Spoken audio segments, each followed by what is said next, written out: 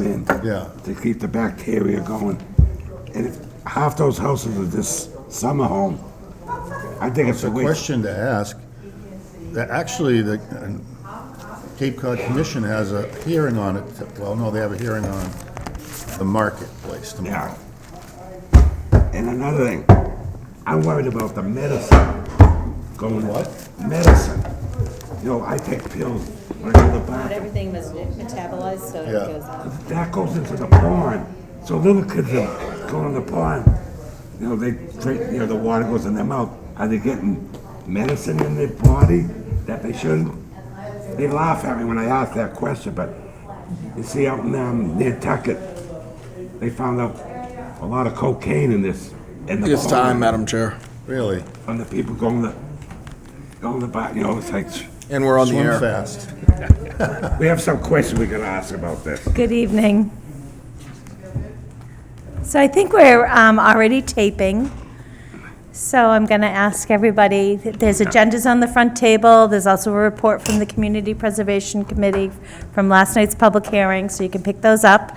And I am going to open up the meeting. Seeing the appointed times arrived and that we have quorum, the chair of the Mashpee Planning Board opens up our meeting for Wednesday, September 17th, 2025. It's 6:30. We're here at Mashpee Town Hall in the Wacoit Meeting Room, 16 Great Neck Road North, Mashpee, Massachusetts. We're being recorded. We're being broadcast live on local channels 8 and 1072. And we're being streamed live on the Town of Mashpee website, www.mashpee.gov/channel-8. Okay, so we're open. The first matter, I would like to invite everybody to stand with me and recite the Pledge of Allegiance. Pledge allegiance to the flag of the United States of America and to the republic for which it stands, one nation, under God, indivisible, with liberty and justice for all. Thank you very much. We have a set of minutes from September 3rd, 2025. I don't have any additions or edits. Does anybody else? No. Accept a motion to accept the minutes, to approve the minutes of Wednesday, September 3rd, 2025 as presented. Second? All in favor, say aye. Aye. Aye. Anyone opposing or abstaining? Okay, the motion carries. We have a public hearing at 6:40 regarding New Seabury Homes. I just want to let everybody know that I will recognize everybody from the public. If we come upon a matter on, I hope everybody has an agenda, they're on the front table. If, besides the public hearing, if we come upon any other matter that you'd like to speak to, just let me know. I can go through things quickly, so, you know, make sure I notice you. Okay, so let's skip to board member committee reports because we've got 5 minutes. Okay? I'll go first while Mike is getting ready for Cape Cod I'm Commission. okay. Okay, Cape Cod Commission, go ahead. I was on their virtual call for technical bulletins, and we're talking about technical bulletins. This was a 2.5-hour call, and it went through all of the various aspects from ocean resources, open space, water resources. There's 15 sections of technical bullets, and I'm not going to try to summarize those here now, or I'll be here till midnight. It's available online at capecodcommission.org. They also have a meeting tomorrow to watch for, or to listen in for. It's a virtual meeting about the marketplace in Mashpee on Falmouth Road. Most of the concerns from people have come because of traffic concerns. That's the major issue, but they're continuing to accept comment on that. And that's about it for me from Cape Cod Commission. They had the one Cape yesterday and today? Yesterday and today, yeah. I was supposed to get to today, and I had a personal issue that came up, so I didn't make it. I'm sad to say, but Brian went. I did. You want to give us a little? Sure, I was gonna do a little bit at, during the town planner report, but I can jump ahead. It was fantastic. I mean, exceptionally informative, topics ranging obviously from wastewater to coastal resilience to attainable housing, all of which are unquestionably key issues of the day for Cape Cod in general. Lieutenant Governor Driscoll was there. That's great. Yeah, Secretary Augustus was there, Commissioner Hypo was there as well. So the DEP, EOHLC, and the governor's office were all well represented. A lot of key players from all over Cape Cod were there. And then, of It's an course, amazing amount of work that they do, correct? oh I mean, yeah, As the liaison, I don't know how I can summarize all these things, but we do have a representative from Mashpee and Mr. Ernie. Virgil, yeah. Yep. I mean, maybe we call him in once in a while to keep us up to date or do something that could keep us on top of it, because there's a lot of balls to juggle. So you want to invite Ernie in? We can have Mike, why don't you reach out to him and see if he'll All come right. in? Sometimes he comes in and he'll bring a staff member with him. You Okay. know, and so that's acceptable too, if you'd like to bring a staff All right. person from their. Do you know how to planning reach him? I do have his contact Okay, information. great, just That's a zip me good a line. idea. Yeah, we'll have Hannah send it on over to you, and that would be fantastic. All right, thank you. But yeah, I mean, I will say this, if this was my first One Cape, and I am beyond glad that I went. And if anybody's ever been on the fence about going to One Cape, you definitely should go. It's just so informative, so many amazing people in the room, and so many people that are not just knowledgeable about Cape Cod, but like really care about the Cape, and they really just want to pursue the region's best interests. So it's a fantastic experience. Awesome. All right, Charter Review Committee, we meet in about a week and a half. Yeah, we had a lot of, at one meeting, we were thinking of closing the committee. We had another meeting with a lot of public comment to keep it open.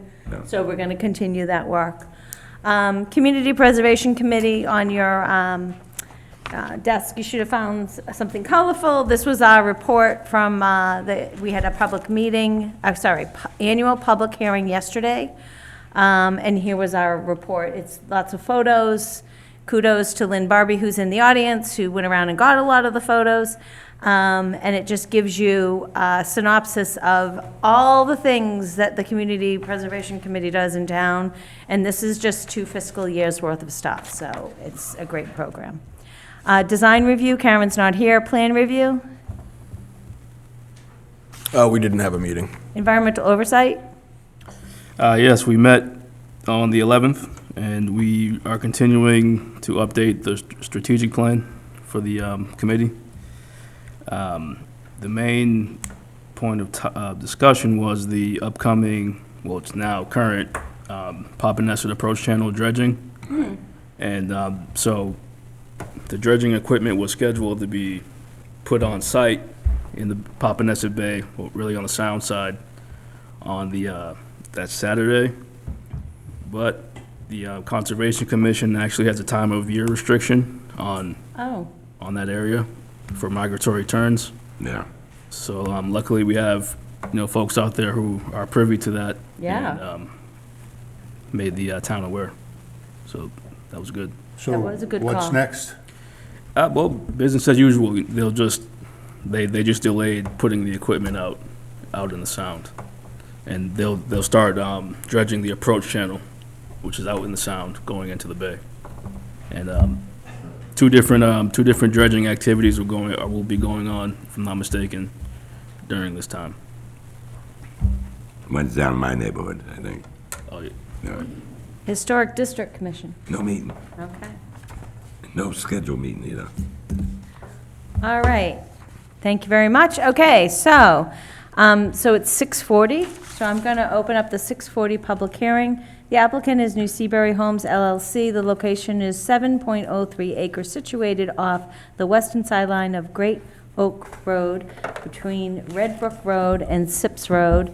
Assessors map 110, parcels 58, 59, 80, 82, 83, and 97. The request is a special permit modification request to modify special permit text and, in parentheses, request to waive 172-24 C2, 3, and 5 as to the filing requirements under 9C, and modifying sections Roman numeral 4, paragraph 4, and special permit findings. So I'm going to read the public hearing notice into the the record. Mashpee Planning Board Public Hearing Notice. This notice is given pursuant to the requirements of Mass General Law, Chapters 40A, Section 11, regarding a public hearing to be held by the Mashpee Planning Board under the provisions of Mass General Law, Chapter 40A, Section 9, on Wednesday, September 17th, 2025, at 6:40 in the Wacoit Meeting Room at Mashpee Town Hall, 16 Great Neck Road North, to review a special permit modification application from New Seabury Homes LLC, property owner, to modify the New Seabury Homes LLC Osprey Court cluster subdivision special permit. The applicant proposes a modification of the special permit text to allow the open space land to be held by a nonprofit organization instead of a public ownership under Section 174-47B6 of the Mashpee Zoning Board. The subject property is located off the western side of Great Oak Road between Red Brook Road and Sips Road, Assessor's Map 110, Blocks 58, 59, 80, 81, 83, and 97, submitted by Mary E. Wagon, Chair, Planning Board. Publication dates Friday, August 29th, 2025, and Friday, September 5th, 2025. So is the project proponent here? Yes. Hi, come on up and introduce yourself for the record. Thank you, Madam Chairman. Attorney Rob Mills, I represent New Seabury Homes. I'm here with Nick Linus, the president. We're here basically seeking a modification of the special permit that was issued just over a year ago, August 2024. Really for the simple reason that we've been trying since August. Oh, can you just turn to the mic right to you? Sure. Really since August. Guess it's not even on. So can you hear me all right? Oh, that sounds good. Better? Yeah, Okay. thank you. Really, since August of 2024, we've been trying to get someone to accept the open space. And I got to tell you, it's been a challenge. So explain what this open space is. How was it created? It's a cluster subdivision. Okay. This special permit was for a cluster subdivision, which requires Open space. And it's Yeah. required to be held by, By a number of, Okay. a number of different ways it can be held. The way it was approved was for a corporation or a trust okay, to hold it. And partly that was probably our fault, because at the time, we initially thought maybe that the homeowners association would set up a Right. I remember nonprofit that. corporation, and they would hold it. That wasn't going to work out for a number of different reasons.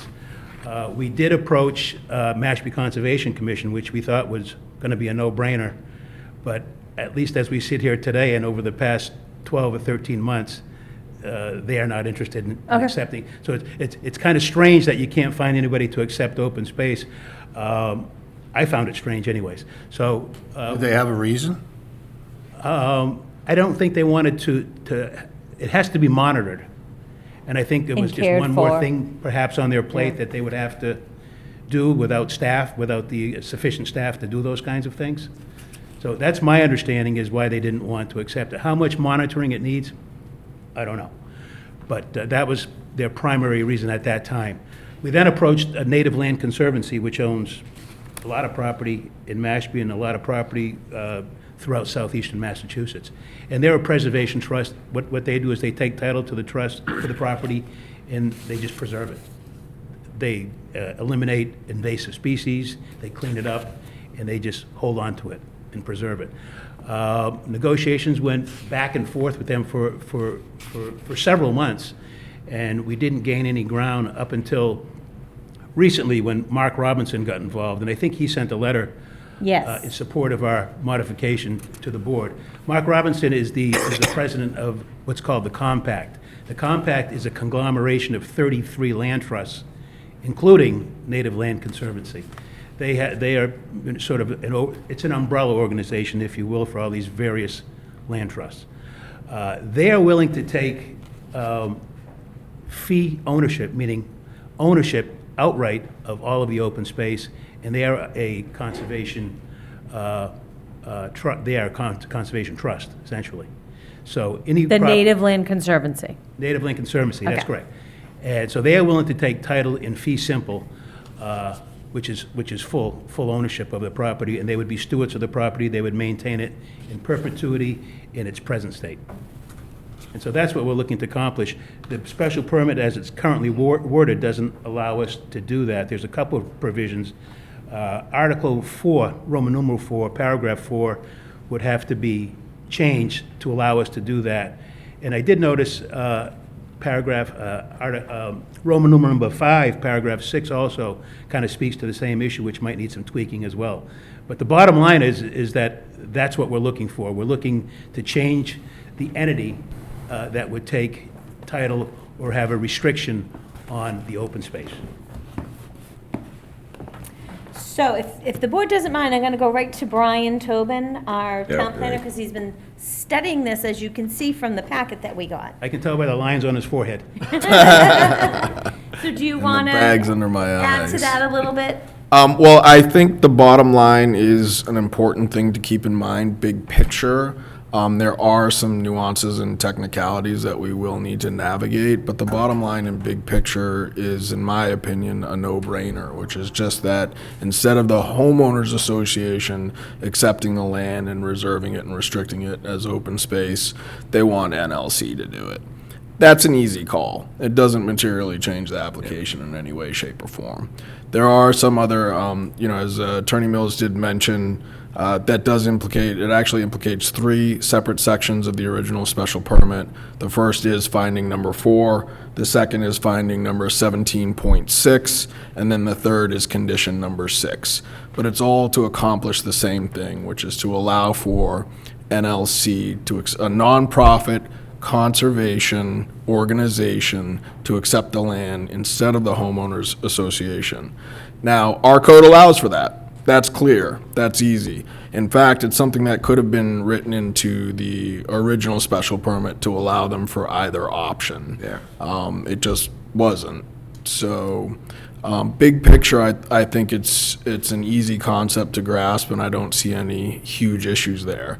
There are some nuances, though, as to exactly how that will look. Now, the applicant has proposed providing a deed which would allow it to be held in public trust, which has been reviewed by town council's office, particularly real estate counsel who looks at deeds, and they have indicated that they would prefer to mark it up a little bit for red lines. One of the areas of red lines that they would like to put in there is kind of a more detailed description of the specific nature of the open space restriction.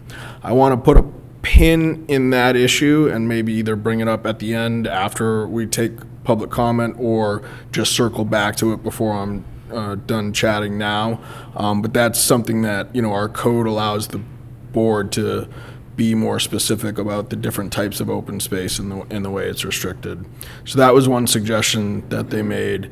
The other issue that I haven't gotten from zoning council yet is the whole concept of approval by the Commonwealth.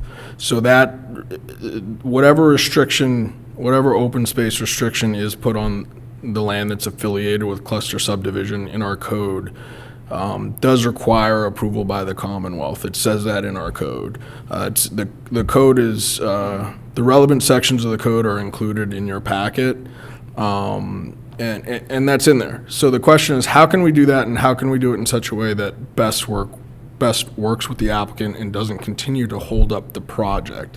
We want to respect the integrity of the code. At the same time, we don't want to just be unnecessarily difficult for what is a bottom line, big picture, easy change, or should be an easy change. How difficult is it to get the Commonwealth seal of approval? Well, it's not difficult to get it, it's just time consuming. In other words, they will in all probability approve it. It could just take up to a year.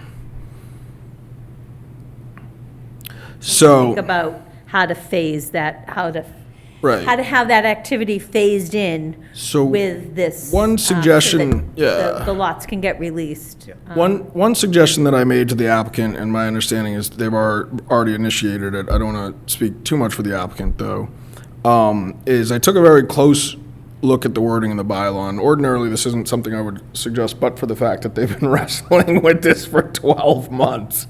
And we actually swapped land court war stories about placements of commas, holding things up, etc. But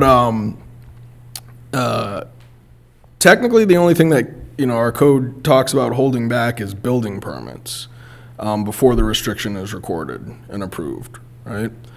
It doesn't say excavation permits, and our code doesn't define building permits. So one of the things you can get is an excavation permit. So I suggested if they wanted to keep the ball rolling and at least initiate the project at their own risk, of course, they're welcome to pull excavation permits, clear the lot, and dig, as long as it's okay with the building commissioner. My understanding is they've checked in with Dave Morris, our building commissioner, and he said okay, and I think he's even already issued 3 of those excavation permits for 3 of the lots. So, Any condition like that would have to have your approval on, do you know what I mean? Yes. So, we'll, okay.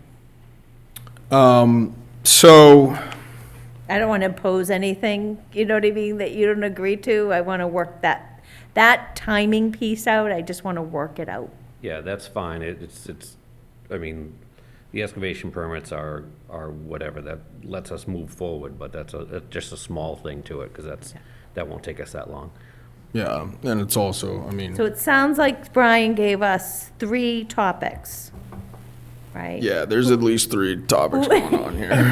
Right, who can hold this land, the language that town council wants to look at, the language, I think it's Of the the deed, yes, deed, yeah. right? Yeah.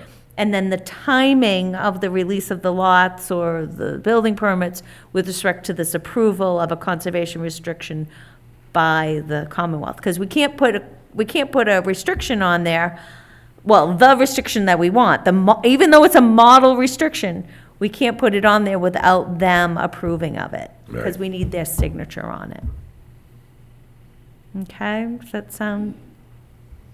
There's no other way to revisit the Conservation Commission and Well, I think that, I do have 2 ideas, right? One was about like releasing the lots and issuing the building permits and maybe holding back some at the very end, right? Even holding a CO just to move forward, you know? Right. The other one is to have a 2-party, I don't know if town council will go for that, a 2-party conservation restriction. Towns aren't supposed to hold their own conservation restrictions. I don't know what happens in other towns. While we wait for the 3-party to be processed, I don't know what you think about that. Well, I think that is definitely a viable option worth exploring with town council's office, in the sense that the deed itself could have a conservation restriction in perpetuity to the town while they're awaiting a secondary conservation restriction with the state. I can't imagine other people haven't solved this issue in the way that all parties are agreeable. Yeah, I mean, the other thing too is that our clusters subdivision wording, or the cluster subdivision wording in our code, did not historically always have this approval by the Commonwealth wording in it. That's new. Okay, Yeah. all right. I mean, it's definitely not, it wasn't in the 70s and it wasn't in the 80s. I'm not sure exactly when it was added, though. Any comments from No, board members? no. Any question, anything else additional? as far as I can go. Okay. So, is there anybody from the public that would like to speak?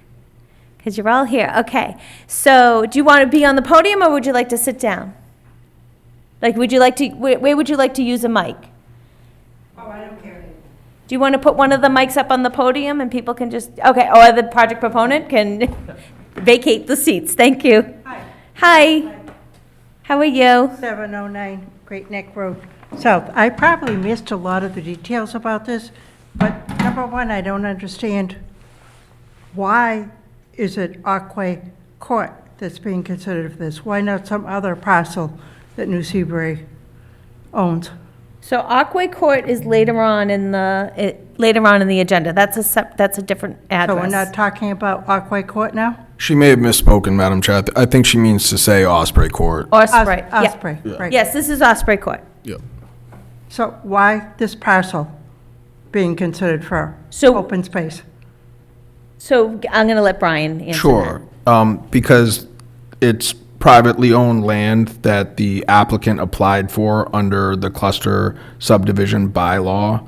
And so they, as a requirement to do a cluster subdivision, have to set aside open space. Oh, it's not owned by New Seabury? that. It is now, yes, but it has to transfer. But it's not under the New Seabury special permit. The land itself falls just outside the New Seabury special permit. So, New Seabury benefits because of the tax implications. A cluster subdivision works, how it works is that so what happens in exchange for development rights, right?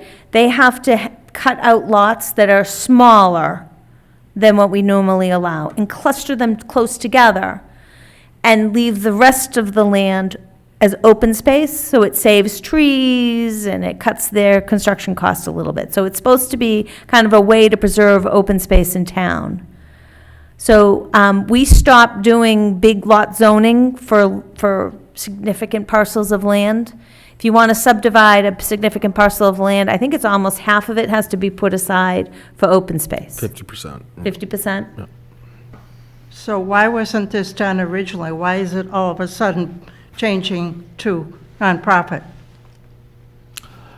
So, my understanding is that the applicant originally believed either the homeowners association or the conservation commission would be accepting the land, but I would defer to the applicant to answer that question. Yeah, none of the lines on the map are going to change.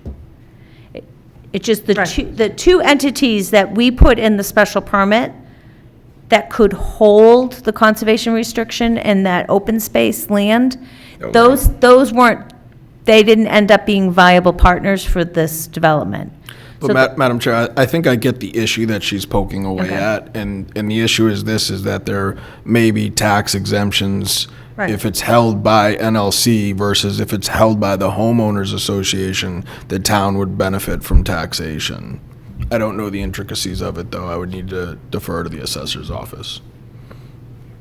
That's my question. Thank you. I would have to ask the project proponent if that was part of their decision-making process.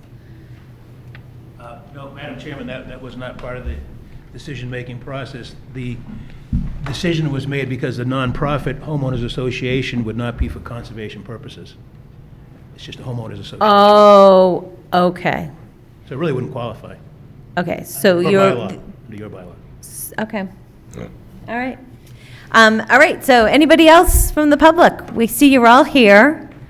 It's my understanding that the open space that's drawn on the map is still going to be open space, and our goal is to make sure it stays open space in perpetuity, that there's a strong conservation restriction on it.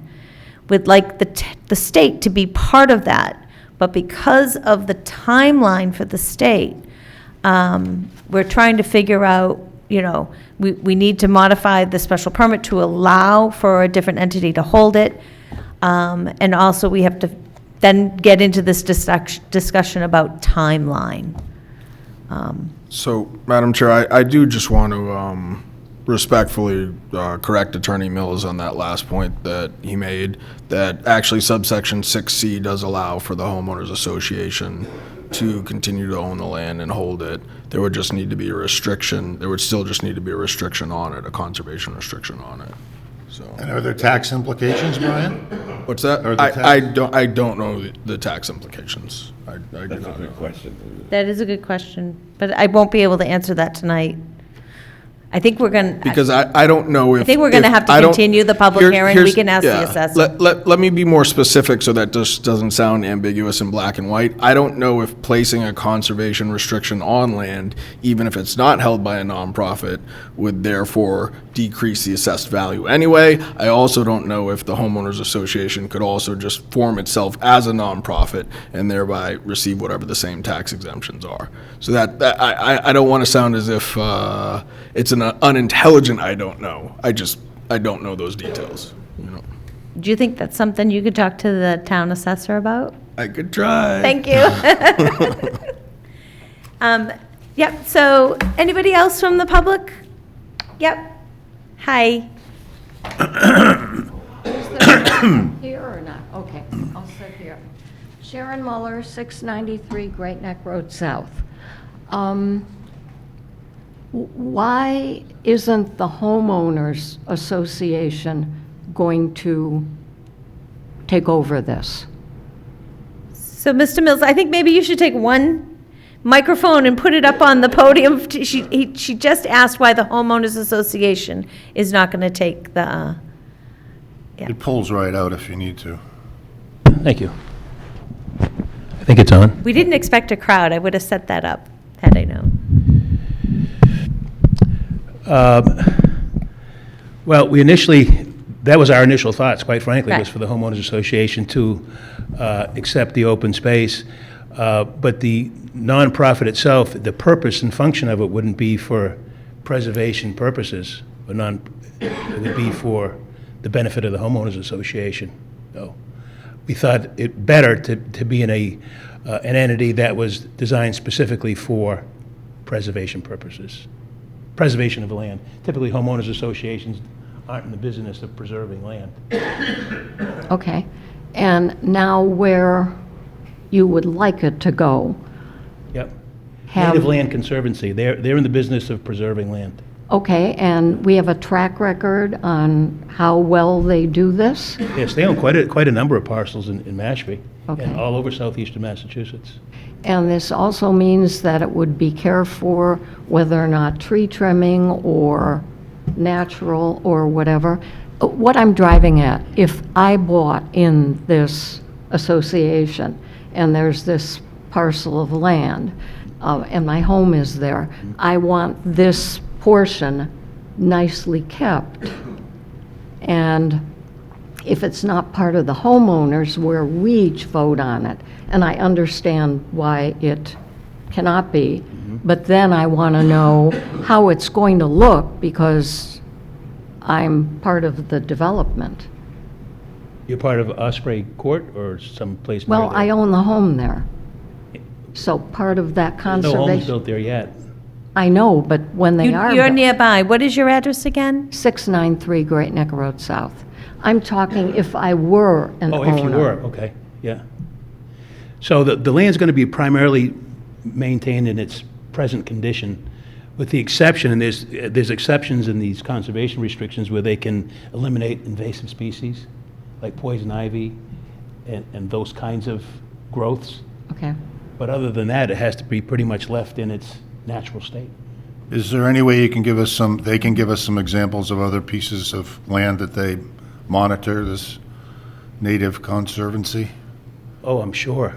I mean, it'd be good to know, Sure. it'd be peace of mind for you and anybody else that Yeah, I they can't- do an outstanding job with the properties they are in charge of. Yeah, they have, even if you Google it, you'll see that they have hundreds of acres all over southeastern Massachusetts.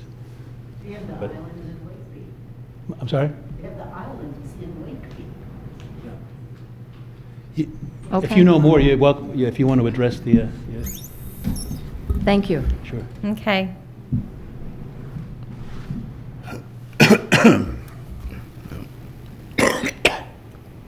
Okay.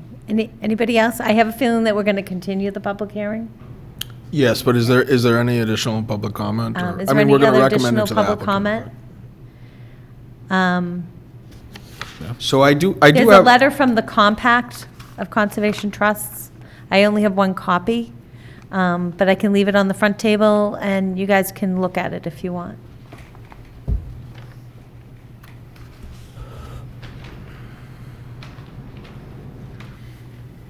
And I would say NLC's mission aligns very well with Mashpee's conservation goals as well. And they certainly have the capacity to carry out monitoring and land protection. So My close, but yet experience. so far away. Yeah, it seems like that, yeah. Okay. so, Madam Chair, I did, What do you need from us, Brian, to take the next step? so I had some thoughts so we could at least accomplish a few things tonight, one of which may or may not be effective given the assessment question. My first thought is I thought the board could take a consensus vote on the big picture idea of being okay with NLC holding the land as Okay. opposed to the HOA. I'm Now, okay with that. I know that, yeah. Dale, you know that organization. I do. I know the people that are on the board. I think they really care about land preservation. And I think also this conservation restriction is the model conservation restriction that the state uses for all of this land that is either bought or provided as open space. So I'm fine with it going forward with Native Land Conservancy. So am I. Okay. Okay, great. The second is, I think it may be wise for the board, if we are gonna, have town council redline the draft deed, it may be wise for the board to deliberate and get some sort of consensus on specifically how they would like the land restricted for open space. And I would just draw this board's attention to sections 7A through C of the cluster subdivision bylaw that's in your packets. And I mean, you know, one use includes agricultural. It says agricultural, open space, or park uses approved by the planning board. So, you know, it will also then raise the question, you know. Say the reference again. 174? 7A through C, page 108. It's in your packet. Okay, yeah. And it's highlighted, thank you. Yeah, the main paragraph of 7 is highlighted, but A through C really kind of discusses the specific uses. So I think it's approximately 4 acres of land out of the 7.03 acres. You know, the question is, does the board have, do they want it left in its natural vegetative state? Do they want to be okay with trails getting carved in it? Do they want to be okay with it being cleared and, you know, putting a park in the larger parcels as opposed to like some strips of it just wrap around the backside of it? Do they want to restrict, you know, the portions that wrap around the backside to maintain wooded? Does the So board? this is my preference, is left in its natural state, but can be approved for low-impact walking trails. Okay. Yeah, I agree with that. That's, Because the walking trails are gonna happen, there's probably walking trails in there already, does anybody know? I don't think so. I don't think there are. Yeah, but so what happens is, One of the concerns from the Wakeby Pond people, they were going to lose some of those trails, so we could see how important it was to those people. And it Yeah. seems like a common sense I mean, approach to what it. happens is the new neighbors, they come in and they start walking trails anyways, which I'm fine with. I don't know how the neighbors feel. I don't think it would be ever a place where there'd be a parking lot for people to park and walk in. I don't think it's that big. The way the open space is set up, there's no way to cross the subdivision. Okay. It's like But I wouldn't wanna, large parcels. restrict them being able to walk on the land. yeah. Right. But left in its natural state as much as possible besides low-impact walking trails. What do you think, Dale? I think that's a good idea. The only challenge would be is you have to go through private property to get to the Oh, open space. well then, Yeah. Aside from. well, I was thinking more for the people who are gonna buy your lots. Yeah. Do you know what I mean? Yeah, I do, yeah. Because remember, there was that couple that, they wanted to maintain that little path from their house into the woods, Yeah. and the Conservation Trust closed it off, so they were not happy.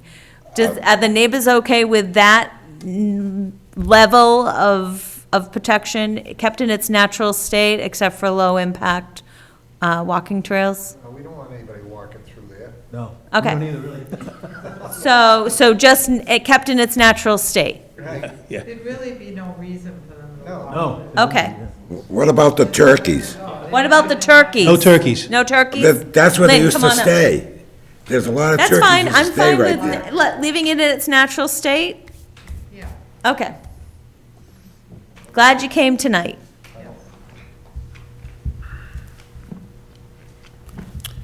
Great. Then the other thing I was hoping Oh, to. Linda's got the Hi. floor. Oh, sorry. Lynn Barbie, I live on Surf Tribe. I live in a cluster development, and our homeowners association controls our open space. But none of us are conservationists. We don't, we're lucky to have somebody who lives there who's an arborist, because he makes sure that if a tree's coming down, that it's, not going to damage anybody's property. So I think having the Nature Land Conservancy be in charge of it makes more sense, because they are conservationists. They understand how to maintain something. And just the residents in those houses will benefit from that knowledge, as opposed to having to figure out how they're going to take care of it, because it's a good chunk of land, and you want to make sure that, it's well-maintained. And I think the Nature Land Conservancy, I know of them, and I've met some of them, and I respect them a lot. I think that's really a very appropriate conservation organization. Okay.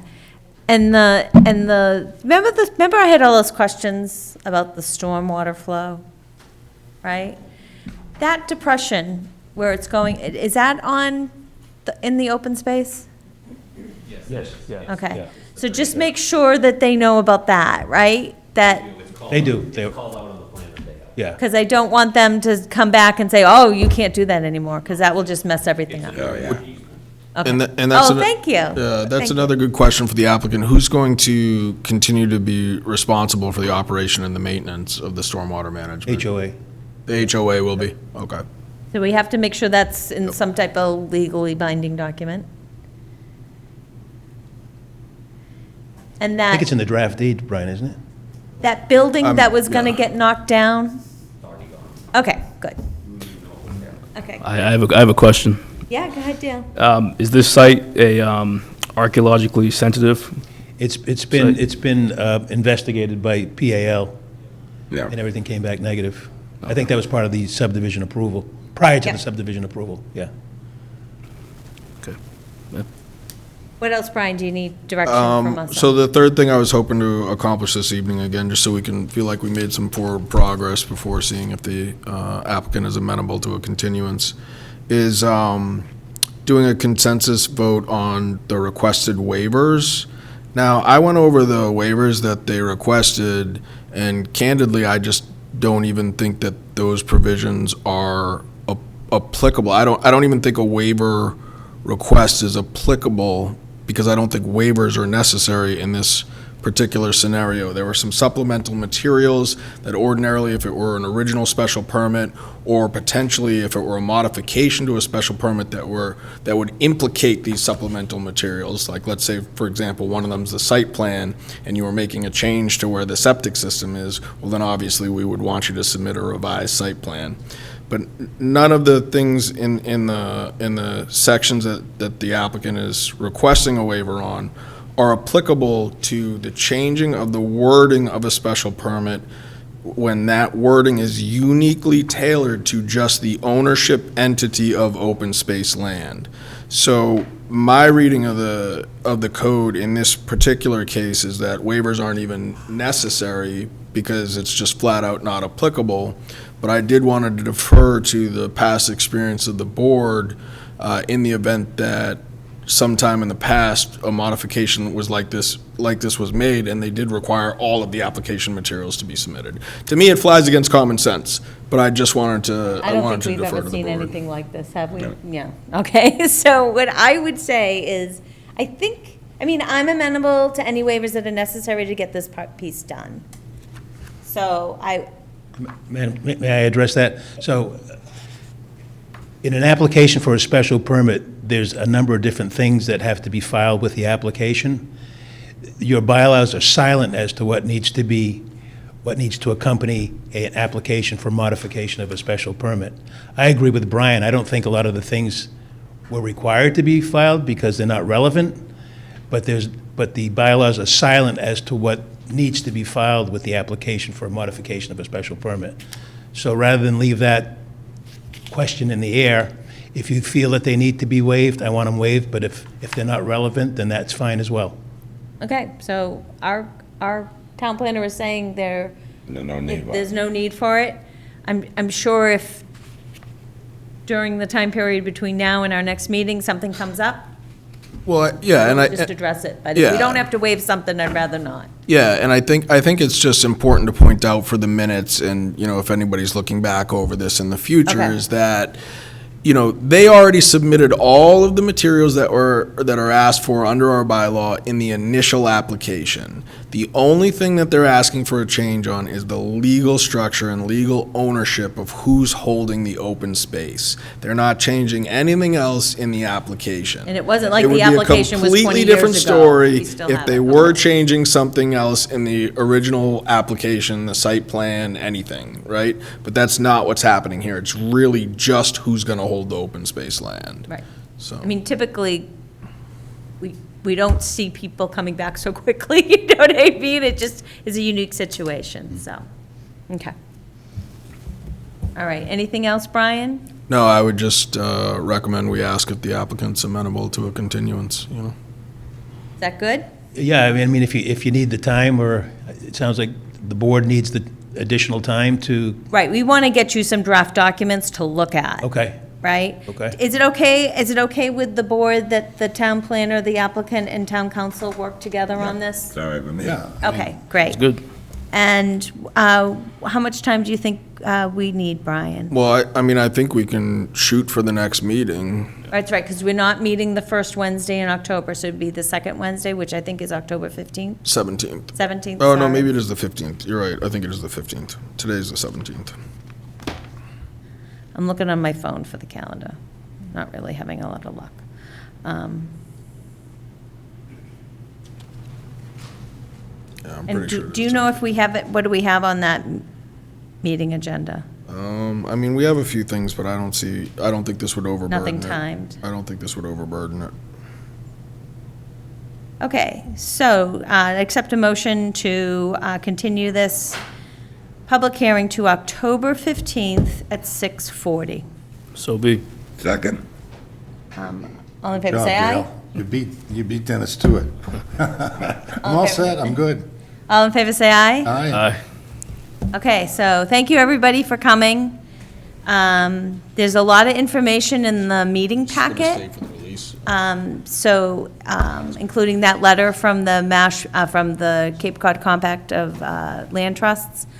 So I'd contact the planning department for all those materials that are in the packet, and hopefully we'll see you back here on the 15th at 6:40. Use the bathroom. Okay, we can take a little, yeah. We'll take a little recess. And Madam Chair, when we come back for the recess, perhaps we could go out of order and take Osprey Court's partial release. I think we should just do a continuance for that Yeah. as well.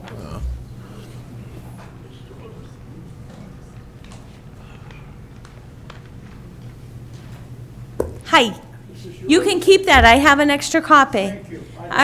It was a good letter. Okay, it made me feel better at least. Thank you.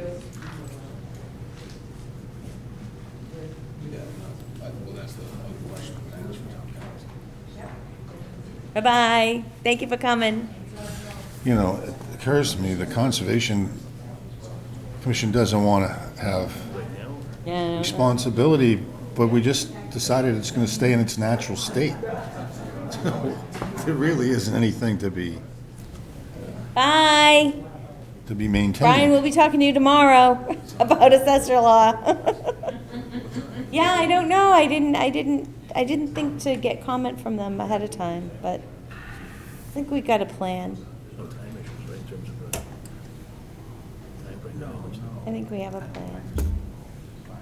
Oh my God, I'm so hot. What's that? Oh, what? So I'm going up to New Hampshire, not this weekend, but next, and I'm just hoping I get some nice weather. And there's been such nice weather except for today. Whereabouts? But, White Mountains, you know? So Wait, you went already or you're going? I'm going, not this weekend, but next, and so I grew up in Brockton. So we always went up to the White Mountains, you know, in the fall, and Whereabouts are you gonna go? the Flume. Oh, yeah, I love the You know, the Gorge, like all those touristy places. You have to like book the Flume now, though. Do you yeah, have I to? went Thank you for recently. that heads up. Yeah, yeah. Go online and book your time. Like it's actually timed entry Oh, now. man, the mountain. Yeah, The month later, that's when it fell down. Wow. I have pictures of, you know, I took my son. so you went right before? Yeah, right before. Wow. In New Wow, I York. know, I can't go to that little rest area anymore, because I don't even want to look up and see that In New he's York, I went gone. up to the building that collapsed, what they flew into. 2 weeks before the planes crashed with my son, we went to New York. They took him up the World Trade Center. Right, And 2 weeks later, the planes crashed in there. oh, And I said to my son, lucky thing we went. I know, wow. Wow. Okay, we're gonna come back into order, and we're gonna do Osprey Court partial release. And that is a simple continuance. Correct. Oh, okay, good. There's a letter in our packet I'm fine with continuing it, again, to October 15th. All right. Thank you, sorry about that. But you'll have the right number of people. We don't have to, it's just under old business. All right. But you know what, on our next agenda, because it's the same representative, why don't we just put them one after another? I think that's wise. Okay. All right, thank you. Okay, so project reviews and inspections, there's some stuff in here. Ed couldn't come.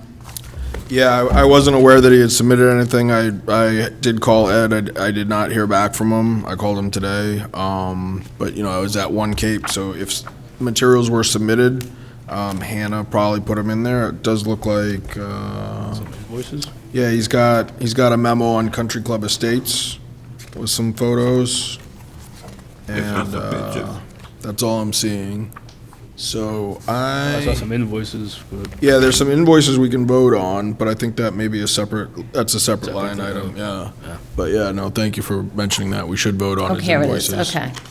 But it looks like that's the letter regarding Country Club Estates that we wanted to So now potentially there's, submit to the select board. Was that the one? But I so just, now there's curbing at that intersection. That's it, yeah. Yes.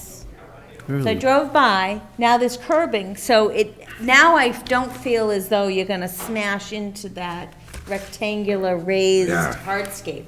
There's curbing now, this is the one that's along, at the bend of Old Barnstable, right? But me and you went up there and looked at that, Yeah, right? it looks much better. I hope at night you can see it, because it's low. Yeah, they need, I thought, I was like, all of a sudden, I was like, oh, the cars are not gonna hit that sharp corner of Bluestone. one thing I would like to see is a sign coming from Old Boston Road, from 151, saying entrance or something, telling there's before you come around the corner, Yeah. give a warning, I don't See the think, curbing? yeah. It looks way better now with the curbing. All right, so you want to see a sign. Two signs, one coming from Old Barnstable Road down and coming up, just to let them know there's a, entrance and exit coming ahead. Oh, do you mean like cars entering on the Yeah, left or something I like know that? how- Okay. yeah, but especially coming off of 151, because you come around a corner, and that's some foggy nights, people are gonna be coming out of there and coming down, boom. Can you pass that comment on to Ed? You know what he's talking about. I It's said some- to Ed, but I don't know if he, well, why don't I also just read, perhaps I should read Ed's memorandum. Yes, tonight. okay, go right Why ahead. don't we do that? Even though I didn't have the chance to discuss it with Ed, Yeah. I'm just gonna go ahead. So this is a memorandum, actually, it looks like it's dated August 27th, 2025. It's to Madam Chair, from Ed Pesci, and its subject is Country Club Estates intersection safety concerns at Old Barnstable Road. As requested, I conducted a follow-up site inspection on Friday, July 18th, 2025, at the Country Club Estates Subdivision Entrance Road, Country Club Lane, off Old Barnstable Road, next to the Quashnet Valley Country Club. This inspection was intended to help determine the current conditions for vehicle sight distance at this location, where the shape of Old Barnstable Road is similar to a widened U. Yep. Findings. What I discovered was that the site has extensive obstructions of vegetation on the south side of the intersection. See the attached sketch plan. These obstructions affect multiple vehicle movements at this intersection as follows. 1. Vehicles exiting Country Club Lane. For a vehicle stopped on the eastern exit lane of Country Club Lane, there is not adequate safe sight distance to see approaching vehicles driving north from Route 151 on Old Barnstable Road. 2, vehicles approaching Country Club Lane. Similarly, for a vehicle traveling north from Route 151 on Old Barnstable Road and wishing to make a left turn onto Country Club Lane, there is not adequate safe sight distance to see approaching vehicles driving west on Old Barnstable Road. I recommend that the area of the Quashnet Valley Country Club abutting the southern perimeter area of this part of Old Barnstable Road be cleared and/or pruned to proved at least a 250-foot clear sight distance. See the attached sketch plan for this approximate clearing location. Clearing/pruning of the vegetation in this area will greatly improve traffic safety at this intersection. And then it We should give you References history. attached That's what you've been photos. talking about all these years. Yeah. Yeah, that's a big one. So I guess the question is, Now, Ed can take a joke, so. do we want to forward this to the select board or not? Because I believe the pruning is referring to is on private property. Yeah. Maybe a portion of it is in, Why, That's why I was saying, put the signs up. private property, I believe so. I mean, there may be a portion of it that, because sometimes the towns have Right away. rights, yeah, on the sides of the ways themselves. And so maybe a portion of the clearing he's referencing would you be could, within if, that. yeah, I would love to find out who we send this information to. Okay, I thought that was the original discussion of the Right. board is, and why we asked him for the Yep. memorandum, was we were considering sending something to the select board since Okay. it, That's why I was saying the sign, because I think we asked that before. They said the town didn't own it, it was private property, so they couldn't really clear Okay. cut it. So that's why I was saying, if we put a sign up, and maybe a flashing sign when a car's coming down, say, entrance to the left, entrance to the right, you know, which way you're coming. If you come from 151, it'd be entrance to the left, or entrance and exit when you're coming off of, Great Neck Road south, north. It would say entrance, you know, to the right. And that way you don't have to clear cut. Now, But it seems to me there's still, he's asking for some serious pruning. Yeah. Yeah, I Whether think- it's town land or private land, and it still has to be a safety concern. I don't know what the laws are in this, Brian, maybe. If there's a tree from somebody's property hanging over Route 151, you gotta remove it, right? Right.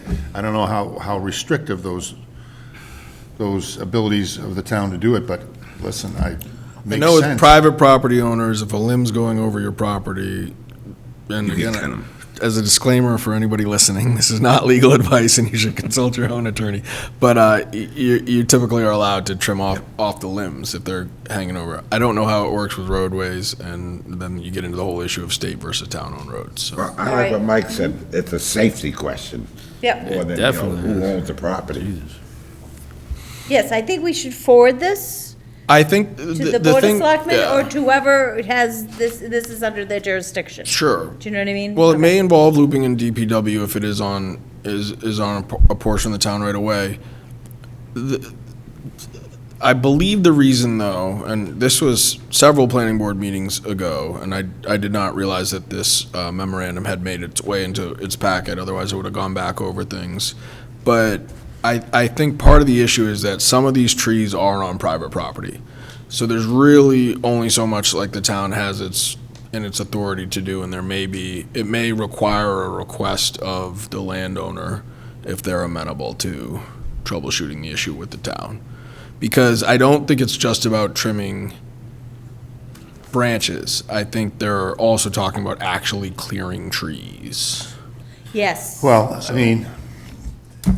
if these people are at an intersection where safety is a concern, part of relieving the issue is by clearing some of their foliage and trees or whatever else is there. It seems to make sense, but you may not have to impose a law, but you can impose common sense, at least at first, and see how that goes. Agreed. All right, so is it the consensus of the board that we instruct the town planner to pass this along to the select board or whatever entity has The jurisdiction over this? DPW, Yeah, I just don't want to say only the select board in case it goes to the DPW. Do you know what I mean, Brian? That's all. Yep. So is that good with everybody? Good by That you me. pass it along? Sounds good. All right. And who would be responsible to put up little signs?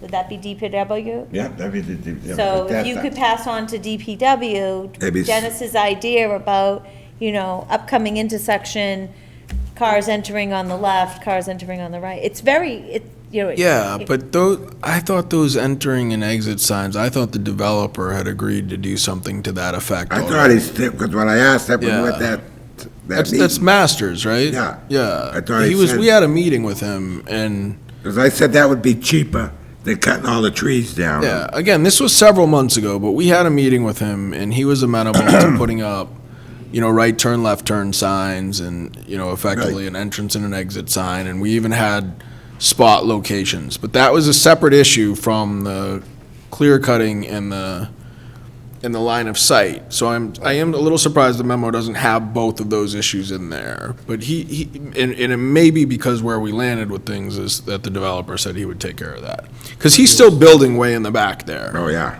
Yeah, So you want to check with Kenny Marsters? Sure. About the signs? sure. You'll forward it to the select board, not the Board of Selectmen, Mary. Lately, I've been like switching back and forth. I'm all confused. Okay. Sound good? Yep. All right, so we've got 4 invoices. Invoice 2025-2320 for $546.44 for work at Osprey Court. I'll take a motion to approve. So be it. Okay, is there a Second. second? All in favor, say aye. Aye. Okay.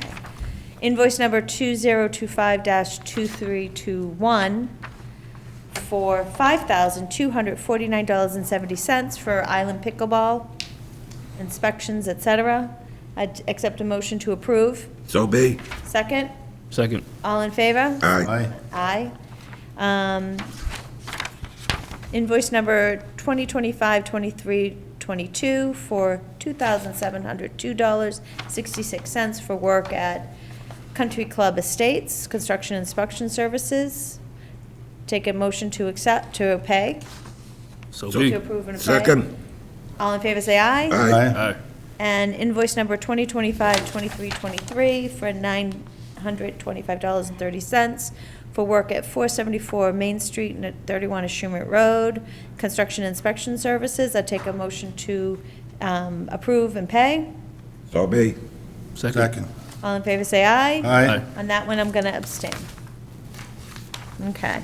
So we have people in the audience. Oh, here we go. Aquay Highlands Tripartite Agreement. I'm just going to hand these to the recording secretary. Come on up. That's for your minutes. Okay, so I'm going to start with Brian on this. Is that okay? Sure enough. Okay. Yeah. Where Yeah, are so- we on this, Brian? This is- Well, so brief recap. The only thing that historically has been holding up the release of this tripartite agreement is whether or not swales on the corner of Carriage Road and DeGrasse. DeGrasse were vegetated on the bottom. That was a vote that predated, it dates back to, I think the initial vote was in like June or July of 2024, so it predated my start time here with the planning board. It was the one singular issue of the release of the tripartite agreement that was outstanding, and we've met several times, kind of waiting and looking for the And grass. isn't to this the grow. area where Ed said that the grass was coming in better? Oh, wait, so we're gonna go to Dennis next. Okay, Dennis. What do you think, Yield. Dennis? All right, I went up there yesterday, and the grass is growing fine. It looks good. And he actually getting rid of the piles of dirt. They were doing it, I went up there at 7 o'clock last night, and the truck was still loading up, the backhoe was still loading the truck, getting away with the dirt. I hope you keep that going to get rid of all that dirt. But for me, I think we should sign off on this. The grass. is I'll looking let you really- make the motion. I make a motion, what do I say, sign off on, Yeah, execute the tripartite agreement release. just what Mary said. I So make the be. motion. So be. Okay, there's a second. Anything you'd like to add, Brian? Second, well, if you have to, go ahead, Brian. No. And- Just That's do we- all we need to do, and then sign it? Yeah, well, we need a notary here, otherwise you all will have to come back to the clerk's office to put your signature. Do you have your on. stamp? It's in the car. So we can Oh, sign that's it in fine. front of They you, can you sign it can in front, stamp yeah. it. That's Okay. more than okay. We just sign it in front of Chrissy. Yeah. Okay. Congratulations, I'm glad to hear that came through. Thought you were talking to me, Brian. Congratulations. So I I'm don't gonna wait think- till it's signed, because you So never I don't know. think you need to say a word. I don't Everything think- could go south right before the last I- signatures. You don't even need to say a word. So, any discussion? Nope. All in favor, say aye. Aye. Aye. Yay. Okay. Congratulations. So Christy needs to come over and witness our signatures. Now, there was one comment I'll make on the separate issue that doesn't have to do with the vote, but is with that lot, is that dirt has been getting moved, and it looks like Great. the equipment obviously will get Thank moved you. after the dirt's get. Bye.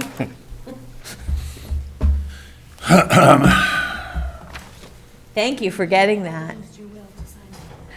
No. I'm doing it voluntarily. That's the trick door, Jack. We don't want you to leave. You have to go out the next one. Hit it real hard. I'm not sure I want to be on the board. Shut up.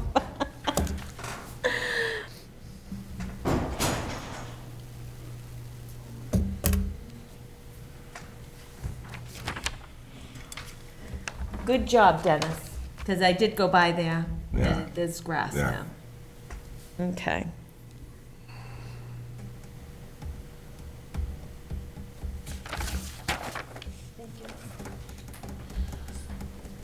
Okay, so I'm gonna skip under new business. We're gonna go to the town meeting warrant. Discussion on Article 4. So I brought the preservation of Zero Gunter's Lane up to this board a while back. I had been invited to an operational meeting on it, and we had a lively discussion. Every meeting I go to on this, there's a lively discussion.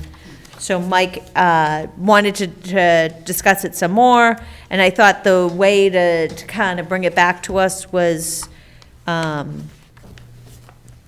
the warrant, the town meeting warrant, which has been executed and is posted. So, if there's anything else in the warrant, we can discuss, but Article 4 is an override for $25,900,000 for the construction of a wastewater treatment facility at Zero Gunter's Lane. Well, if I may, I mean, when we first started the discussion at Gunter's Lane, everybody was extraordinarily sympathetic, but I think we didn't quite have as much information as we might have liked to, and we're all maybe a little bit guilty of that, because that's part of our job. But as far back as Tom Fadala in 2022, he was advocating a location of a plant for this reason, the phosphorus influction. Not And- Tom Fadala. Tom Fadala. Don't quote Tom Fadala, because that's not what he said. So unless you talk to him and he's willing to make a public statement, I just go gotta- past that. I just got something about him, and it was at a town meeting. Nope, it wasn't a town meeting. Okay, well, it was an an hearing. interview for him to be on the sewer Okay, commission. all right, so then But I let wouldn't, me retract let Tom that. speak for himself. Okay, fine. But I will say that we didn't have the information that the sewer commission had heard this, that the select board had heard about this, that the conservation commission had heard about this. And, you know, they admitted, and I don't know if anybody saw, I brought it, that Rodney wrote an article or a letter to the Mashpee Enterprise explaining once again his side of the issue. And the day after our meeting, I thought they were very good and clarified a lot of the issues. It's limited use of 5 acres, 5 to 7 acres. The money is important. They get 3% from state funding, no interest loans. The cost, and I've been doing my homework on this, is about $54 a person to get this, per year, to get this done. And when I talked to Ashley Fisher, who's, what did you call her? Well, I call her Miss Mashpee, Miss but that's Mashpee. because she's all things She Mashpee. was very forceful with me in saying that Mashpee's water treatment experiences have been as poor as any town on the Cape. That was where, I don't want to quote her exactly, but pretty close. And that the phosphorus issue and the toxicity that it brings to Wakeby Pond would make it problematic in the not-too-distant future. Not only that, if they are able to use this facility in an area where it's capable of being used, it might be an example for other areas to sort of piggyback off of this, because there's so many issues, Coit Bay and other areas, but it seemed to me that proactivity in this regard I was sold on it. I mean, I was sold on it. I'm sympathetic to people that want to keep their pristine areas, but we also didn't realize that much of this was going to be below ground, and I think they made some concessions. They conceded that they didn't inform people as well as they should have. I think they changed the access point to get into the area where they're going to have to do some construction. That's a big change. That is a That big change. And you know what? Santuit Pond has some problems, and I was talking to some people about this. Their real estate values are not what they should be because of the water problems that they're having. And we all want open spaces, but we know the clean water thing here on the Cape is a critical issue. So, sometimes you can't have your cake and eat it too, but I think I came far around to the other position after doing some homework and listening to some people, and, it's a sensitive issue, I get it, and it obviously pushes some hot buttons, but I think it seems like a good project. I know there's some obstacles and Dennis brought some up earlier about, medicines in the pond and that sort of thing, but I can't answer those questions, but from what I know of, it seems like it's a project that I can get behind. So, thank you, Mary, for letting me. You're welcome. So there are additional information sessions about this. They're going to be held at Mashpee Town Hall on September 25th, October 2nd, and October 16th at 7 p.m. So if you'd like to learn more, those are being branded as community workshops on it. I do have to say, Michael, the more that I research this, the more I'm concerned. My research is not pulling me towards a yes on this, And why is that? and I'm showing you right now. Okay? I'm showing you right now, and so, the reason why I brought this, You oh, want Brian? I'm sorry, one more. The reason why I brought this, to the planning board was because it was open space created by, the planning board. It was, I thought at first it was, a ZBA project, 100%, but actually it was some type of strange vote where the ZBA issued part of the decision and the planning board issued part of the decision. If you look in the upper right, I'm looking at Barnstable County Registry Plan Book 448, page 4. In the top right signature block, those are Mashpee Planning Board signatures, up here. Those are Mashpee Planning Board top, signatures. top. So and This is what year? 1987. Yeah.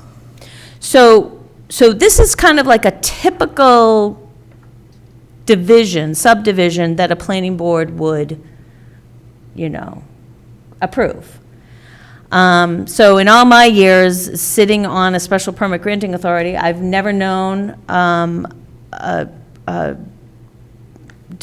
subdivision that was created or somehow approved in the approval process was the planning board, where if you wanted to change it with ways, et cetera, like that, or change in uses, that it didn't come back to that special permit granting authority. So that's my concern, because clearly on that plan, it says open space. So that's why I brought So it. you're saying it should come back to It the may- zoning board or the planning board? It's going to it may come back to the special permit granting authority. The entity that created these lines on this land might have to be changed. So the quote-unquote legal opinion that was made public was a title search and not a legal opinion about how to do that. So stay tuned. It might be in front of us, it might not. But that's a very valid point that you make, that it may have to come back for approval, but that doesn't speak to the efficacy of the whole project. Absolutely, I think it does. And why? I mean, that's a legal matter, not a matter of what this does for the residents and for the pond itself and for the Yeah. future of clean water. Maybe the approval process has to be revisited. That I grant you. But I'm not talking about that. I'm talking about the effect of this project seems to me to make sense. But if we disagree, we disagree. But I just. Well, what's our jurisdiction? That's a good question. Did this Right? ever come to Right? I know if it ever came to the Right. planning board before, I'm only several So months we into didn't- this. We might have been offered public comment on the 2015 nitrogen management plan, but we weren't the ultimate approvers of that, right? But we were the ultimate approver, we're somehow in that process on this land. So, it might come back to us, I am not a land use attorney. But Mary, that still doesn't address my question, like, what's your problem with this project, aside from the I've already, approval process? I've said that in public, but not as the chair of the planning board. And because that nitrogen plan really isn't under our jurisdiction, I'm not, you know what I mean? Like, I don't, The nitrogen plan, no, but this is more a concern of the phosphorus in the Yeah. area. So whether it's nitrogen, we all saw the maps that were given that day that Right, said, so- no problem with nitrogen, Yeah, but now and- phosphorus is coming into play, and I'm Yep. So speaking to the somebody that phosphorus says, plan, if you want to call it, the phosphorus plan, if you want to, same thing. I've already spoken publicly on it. can you enlighten me then, just in a short? Not while I'm sitting in this chair. Oh, okay. Again, another legal problem, like, we'll talk You at know, another because time. it's like, I think we might, you know what I mean? I think the board might end up being involved in one of these phases of decision. I don't know. I just know that as I look at this, not knowing your opinion on it, and having done some research and asking people who work in the town and know something about it, and having gone to that meeting the day after our meeting, there was a sea change in my opinion about it. I'll leave that at that. My opinion is, in between. I mean, I know it's important to clean up the waterways in our town, but I don't know if we're gonna get a bang out of a buck for 240 houses that, most of the time when I went to that meeting, they talked about nitrogen, and then phosphate was brought in afterwards, so I don't know how much phosphate they're gonna take out of this plant. And my other concern is, Sandwich is contributing a lot to the pollution of Mashpee, Wakeby. And we talked to them once about, tying into this or building somewhere else, a bigger plant to take care of that. Another thing is, when you have these plants, you need so much fluid going into them so they work properly. They're putting 240 houses. How many of those houses are just summer homes? So that means that if there's summer homes, there's not gonna be flushing the toilets to contribute to this system. So is the system gonna work? But I think if for $25 million, the people are setting this in motion should have the answers to that. yeah, And the they question haven't should gave be me that, raised. But that's another thing. And the thing that really bothers me, even if they treat it, it's still gonna go into the pond. We need a better system of getting rid of the fluid, like even with the new plant. They should put an outfall pipe, really, to take all this out. Because all this looks to me is like upgraded Title V system. Because what are they gonna down to 5 parts per million? But they haven't given me an answer on that. But they're still pumping all that into the Mashpee Wakeby, and that goes into the Mashpee River, that goes into Papaneset Bay. And so, it just seems like we're gonna, Where's it going now? I mean, we don't have anything to clean up any part of it. It's still a problem. And that's why they're presenting it. But anyway, Yeah, but raise some questions. I Well, agree. let him speak. Yeah, Let him I speak. will. I have. Thank you. I agree with that, but is this really gonna I'm not work? gonna have a debate, I'm just gonna let him speak. Okay, Like good. everybody let you speak. Is it gonna really work? Are they guaranteed we're gonna get most of the phosphate and nitrogen out of this before it goes in the pond? Or is it gonna be like the state recommends 10 parts per million to pass their thing is that it just seems like we could spend our money better somewhere else. I'd like to see take that money, it's really 17 million, because the rest of it is like loans and whatever. But take that and put it into a fund to help people to tie in where they already have sewer systems at like a 1% loan. So we have, because a lot of people are gonna have a hard time tying into these systems when they put them down the street. It's like 30, it could be like 15,000 to 30,000, all depends the way your house is set up. I mean, we gotta do something. And I need a little more information before I really decide how I will go about this. But I agree with Mike, it's a place we should be really looking into to clean this up. But I want to guarantee they're gonna really take the phosphate out of that, and not just nitrogen, because at that meeting, that was like the second day, phosphate, but most of, they talked about nitrogen. I mean, nitrogen has no effect on the ponds, you know? But, okay, I said my piece. I need more information. Right, so there's those meetings. Did you write them down? Yeah, I wrote them Okay, down. good. And feel free to call anybody on that. Yeah. I mean, she's good, Ashley. Yeah, I mean, I think, first look is reducing phosphorus is reducing phosphorus. The northern portion of the Wakeby side is that's where we get the biggest loads, Yep. the biggest, largest input. Algal blooms, seasonal closures are, especially for a pond that big and that deep, is certainly an issue. I don't know, the initial shock, I think, of folks not knowing, like, learning about it late in the game is, that's valid. So I think, like Dennis, like Mike, need more information. But I would say reducing phosphorus loads is good. Yeah. Okay. So how do you find out about the legal aspect of this? Does it come back to us? Can you go to town council and ask them about this, or how does that work? I think I only have my suspicions. We have not gotten access to town council on this. Can we? Brian?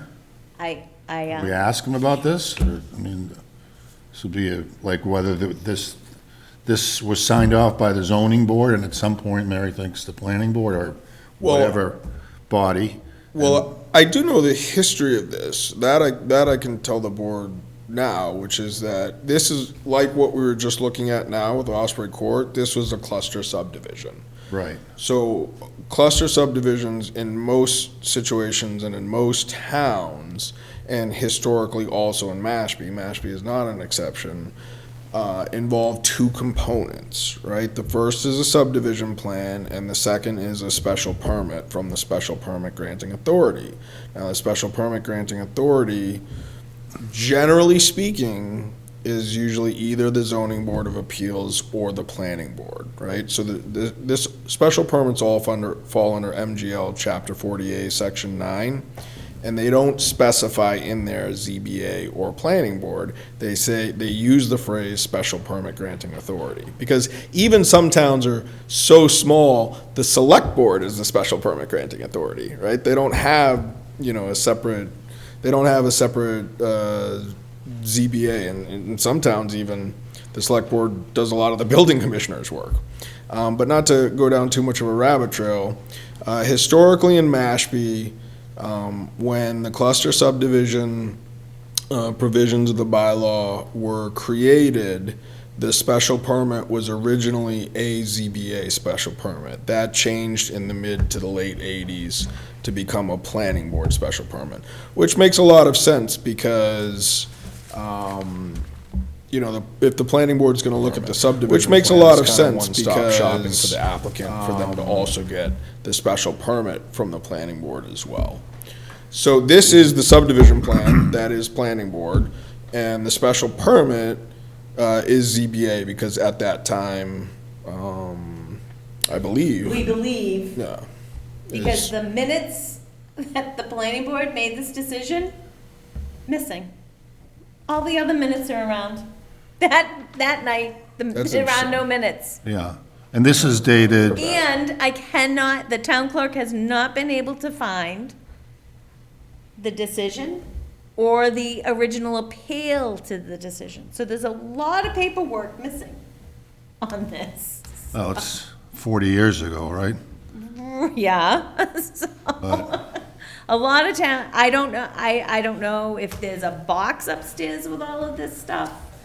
But the stuff that was recorded at the Registry of Deeds, but we still haven't been able to find have we been able to find the special permit? Special permit? Yeah, no, the Okay. special permit, Is that the ZBA decision? that, the special permit is from the ZBA. So Okay. the challenge was, the challenge was in finding the original special permit. And the reason is because we had a special permit that was on remand from the Superior Court, which was an approval. Now, that special permit referenced the remand, but we were having difficulty finding find- what originally got appealed. No, but then we ended up finding it was a denial. So it was a denial. The ZBA originally denied the special permit. It then got appealed, it went to Superior Court, and then it came back, it got remanded from Superior Court, and the ZBA approved it. And so this is their signature on this document. No, mean, that's, that's- so so again, it's two buckets. It's the planning board subdivision plan, and then the ZBA special permit. And all cluster subdivisions have both a special permit and a subdivision plan if they haven't previously been subdivided. Which they wouldn't be if they're a cluster subdivision. Well,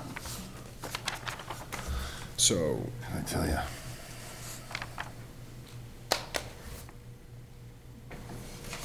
So can we find out if we have the right documentation and if there's anything amiss since this plan, they try to make this plan go forward? That we might be involved in some way? well, I mean, I think whether or not they can make the plan go forward is wastewater's lane. They have to figure out if they can or can't, and they have to take a position on that first. Would anybody like to speak on this? You can come right up, but you have to use the mic and introduce yourself.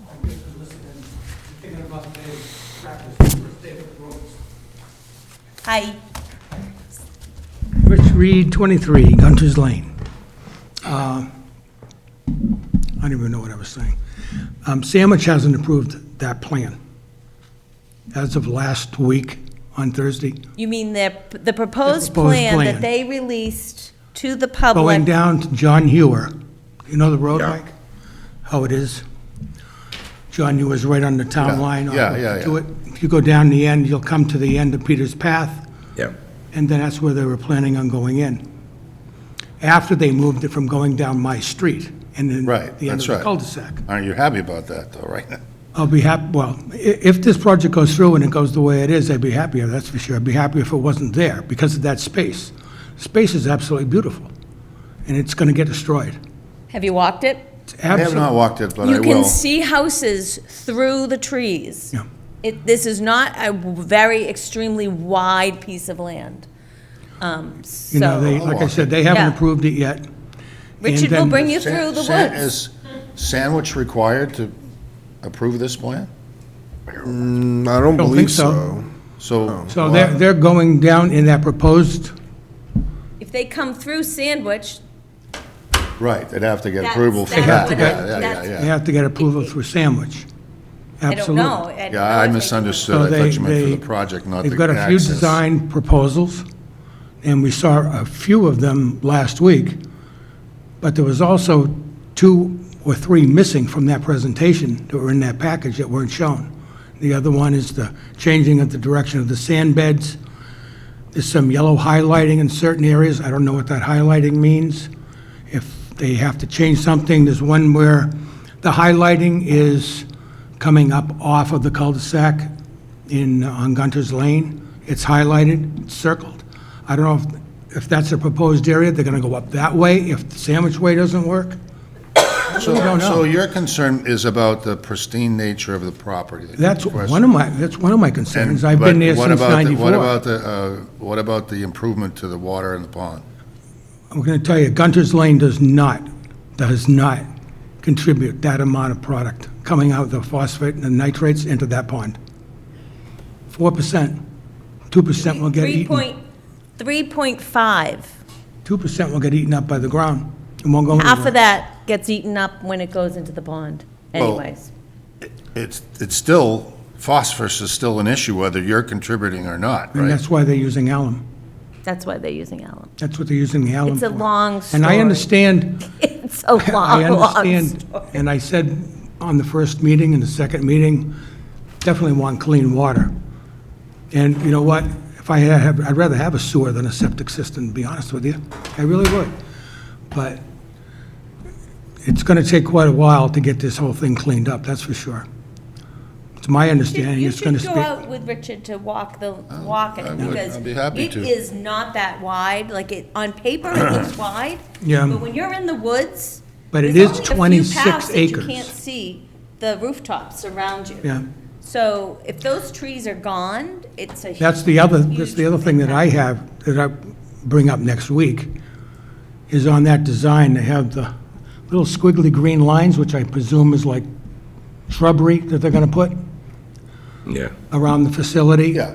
They have that coming into my property. So I don't know how far they're gonna clear in towards my property. Now, that's a little different. You know, and the facility and that design that goes through Sandwich has it 216 feet from my property line. Before, it was 100 feet. So now they've changed that, okay, I get it. But now I see all this shrubbery they're gonna put in, and it's inside of my property line. So I don't know if they're gonna cut part of my property line into that, I really don't know. There hasn't been, Answer the question, but you know, we talk about transparency. I don't know why all the slides weren't shown last week. You know, there's 2 slides in there that were not shown definitely. There might have been a third one Oh, you mean in the? in the packet, in the package on the screen last Thursday. It was missing slides, but Yeah. now they're in the packet. Now they're in the packet. So there's a lot of things here that are, you know, and- yeah, I think they freely admitted that they did some things that they wish they could do okay, over that's again. all well and good, Yeah, but, but you going know, forward, as it as better I be started different. building my garage, As as I started building my garage, Third and time. realized I needed a permit, and they came out and said, well, what are you doing? You gotta stop. First of all, I'm not building a garage, okay? But I have to come here, get a permit, the whole 9 yards. I have to let my neighbors know that we're gonna do this. They came out with, just like we said before, Mike, Yeah, with the no, surveyors. it was wrong. It was nutty. This is the third big project that You know, this type of rollout happened. Cell tower, Oh, yeah. right? The cell tower. The They go into this- 346-page bylaw on form-based code. Yeah. Not a peep to the planning board. And trust me, I'm active, I'm on other committees. Not a peep until we get down to the emergency 11th hour. And nobody has any time to pause and think, is this the right? Because it's all rolling so fast. Right. And And we that still, was one of my public comments, was this should be put on hold for serious community workshops to work this out. No trouble with that, and they're doing that now, apparently, whether you But admit not, with it. That's but a- that it's Not as still on the fully. warrant, it's still on the warrant. And I asked them to not put it on the warrant because of that. Only thing I can say, the people of Mashpee at town meeting will vote yes or no on this project. Yeah. correct. If we get up and speak against it, we hope they vote against it. The people get up and speak for it, and they're hoping they get for it. It's the one who can speak the best on this project, either for it or against it. So I say, forget about it, wait till the town meeting comes, and let the people decide. Yeah. If that's who's gonna be paying for this. But also, I mean, the point is clear, he's not happy with the transparency if they're withholding some information or slides that we want to share with everybody. Yeah. We Well, see, should- that's my point. My Yeah. point about transparency is, oh, we're sorry we didn't send you a certified letter. none of us have received a certified letter on that street about what's going to happen.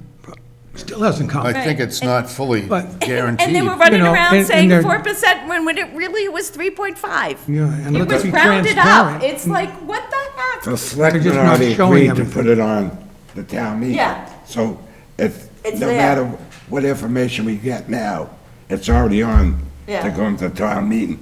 They should have been given information last month or the month before, but. One of my concerns outside of this is the open space. If they do this on this open space, there are a lot more vulnerable spaces in Mashpee that are open space, that these are gonna be able to just go in and take whenever they want. Not It's if a it's problem. registered. Well, I think they made a strong suggestion that this could or could not be an example of what they could do in different areas, Right. because there's so many restrictions, so. On other so- people's backyard open That's- space. Well, yeah, but point. maybe if they're designed and they put it mostly underground and they repurpose it with maybe not trees in your backyard, but the proper landscaping and reconfiguring pathways, maybe it turns out to be a good thing. I'm not saying it hasn't all been rosy in the way this has been going forward, but, you know, I think there's still room, if you just go to the select board, there's time to ask questions and try to get it out there so that people know what they're gonna vote on in the day Well, of that's, that meeting. that's the reason that we have the Yeah, I'm the gonna other three recognize you, meetings, Lynn. which is good. You know, we're all happy with that, you know, so, we'll see. Thanks. Okay, thank you. Thank you. Again, so Lynn's coming up, so again, the next meeting on this is September 25th, followed by October 2nd and October 16th at 7 o'clock at Mashpee Town Hall. Which means here. Once again, Lynn Barbie, Surf Drive. I do not live up in the area of this, but I have multiple concerns. One of which is that the state defines that parcel of land as prime forest land. I have the printout from the state website of Natural Resource Site Evaluation, prime forest land. So even if they put in some bushes, they're cutting down prime forest land.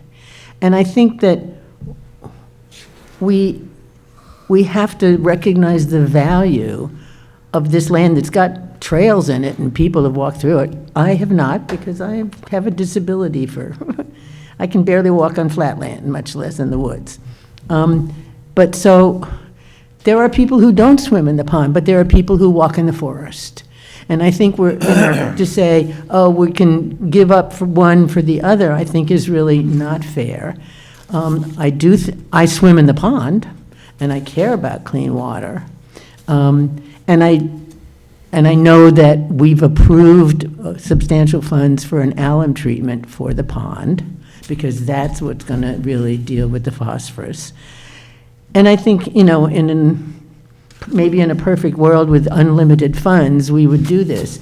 But we've already spent $2.5 million in May to do the design and the preparation for this, and we really haven't seen that at all. We haven't seen the studies about what the topography is and how this is all going to work. And so why are we rushing into spending $25.9 million to implement it when we haven't really prepared the information we need to know if it's really the best place to put it? I think putting it somewhere would be okay, but I think it's really unfair to the people who love walking in the woods, and particularly the people in that neighborhood, that they're going to have, according to the design that they gave out last Thursday, the pipe that would bring all of the wastewater into the system, the pipe comes directly out of the cul-de-sac at Gunter's. That's their design, which means that it's not just cutting down the trees where they're building those buildings, but they're going to have to cut down the trees all along that pipeline, and they're going to have to keep, they can't put a whole lot of growth around it because they got to be able to maintain the pipeline. And what they're saying is that all of the houses on Katuitt, all the houses on Pimlico, all the houses to the west of Gunther's, all of those will get tied in, and all of that will go up Gunter's Lane into this pipe that goes to the system. So I think people in that neighborhood have a very realistic reservation about this, and particularly when they're living with prime forest land, which they thought was part of the conservation from when they bought the houses. And the transparency part is the other thing that bothers me. So we've had 3 versions of Article 4. The first version, it talked about piping and lift stations and low-pressure sewers and generators and odor controls and electrical and other necessary equipment. And then the next one, but it didn't say anything about borrowing the money. It had 25.9 million, but it didn't say borrowing it. The next one did say borrowing the money, and it took out all of those rather unpleasant details about pipes and odor controls and generators and lift stations and whatever. And that was version 2. It still didn't say Gunter's Lane. The first one, second one still didn't say Gunter's Lane. Finally, the one that I believe will go into the warrant, although the most recent one does say borrow, and it does say Gunter's Lane, but it also doesn't talk about the unpleasant stuff about pipes and sewer odor control and all of that. So, and then we have the ballot initiative, which simply says, and I am reading, shall the town of Mashpee be allowed to exempt from the provisions of Proposition 2 1/2, so-called, the amounts required to pay for the bonds to be issued to fund the costs of a remote collection, recharge, and treatment facility to help manage both nitrogen and phosphorus in Papaneset Bay and Mashpee-Wakeby ponds, including all other costs incidental and related thereto. That's the ballot.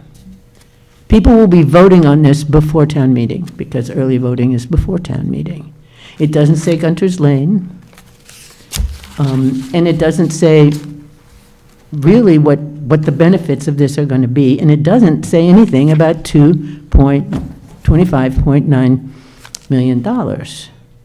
So, and I've said this to Rodney, I said, you know, the process really is horrible. It really is a cart before the horse, for those who know about that, me. But it also is going to really ruin a beautiful piece of land and probably not do that much, not have that much impact on the ponds. Yeah. Because the alum was what really was going to help with the phosphorus. So I think it's led to a lot of mistrust among certain people in the town, because they feel like they haven't gotten good information, including me, and I don't even live there. And I think it's not, if we have an extra $25.9 million, let's put it somewhere where it's going to have a really good impact. They could put it down the street from my house on Red Brook Road, got a big piece of town land there, and we definitely need sewering down there. So I think you're in a higher priority for sewering. Yes, Down and we there, are, right? they're in the plan. So I would just say that, you know, I think people aren't getting good information about this, and we know the vast majority of people don't come to town meetings, so. Well, there are 3 meetings now coming up in the next few days. Huh? And there are 3 meetings coming up.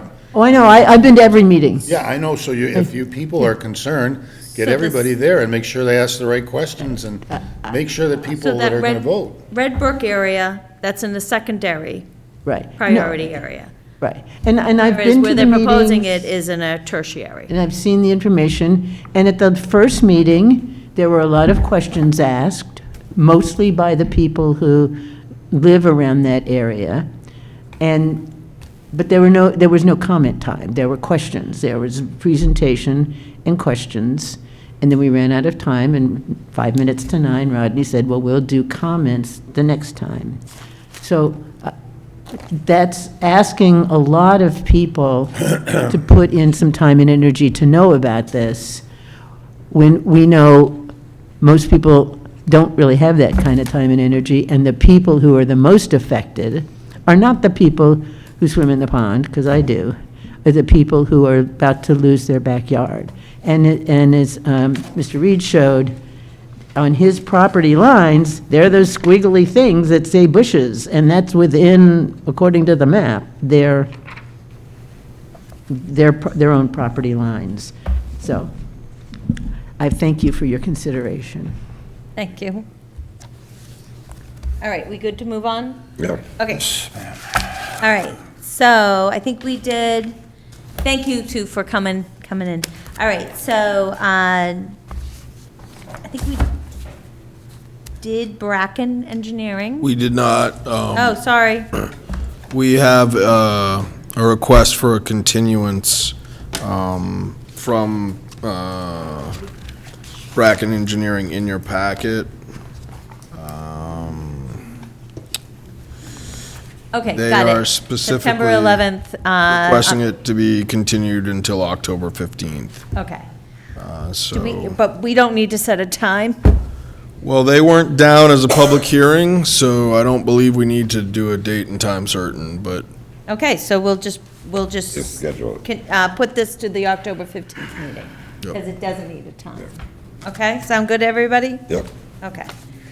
Vote to send certified signatures of planning board members to Land Court Recorder and Barnstable County Registry of Deeds. I take a motion to do that. You already did that. no, we didn't. We did the 2024 rules and regulations, which when we discovered that, made us realize we also need to do the I certified asked last signatures. time, we have to sign. So, yeah, so Karen and Rob fortunately have signed, but we need everybody else's signatures. Now, did we take a vote to send them? Yeah, it can't hurt. I mean, you don't. Okay, I take a motion. So be, Second? Second. All in favor, say aye. Aye. Okay. we should get a Sign hiccup. I think because it's on the agenda as a vote, we should take it as a vote, but, you know. Okay.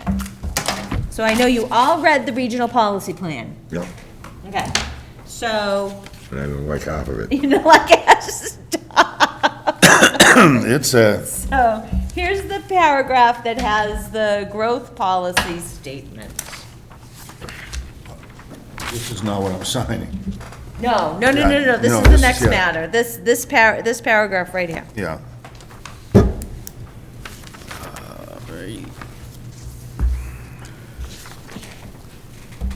I didn't find a lot of major changes to the policy. There were some, but not like, and they even admitted that in a lot of situations. But anyway.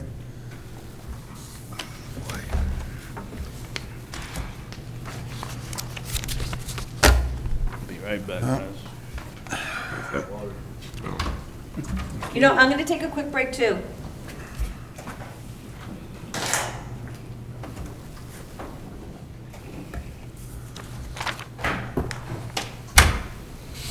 Maybe might as well.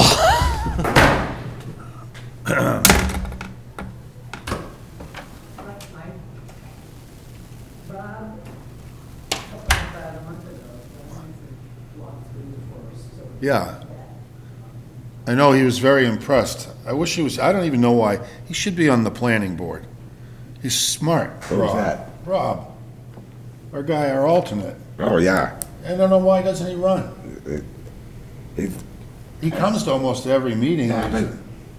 come in the winter, he goes to Florida, I think. Oh, does he? Yeah, and I think that's why he kinda, Yeah. you know, he could do it online.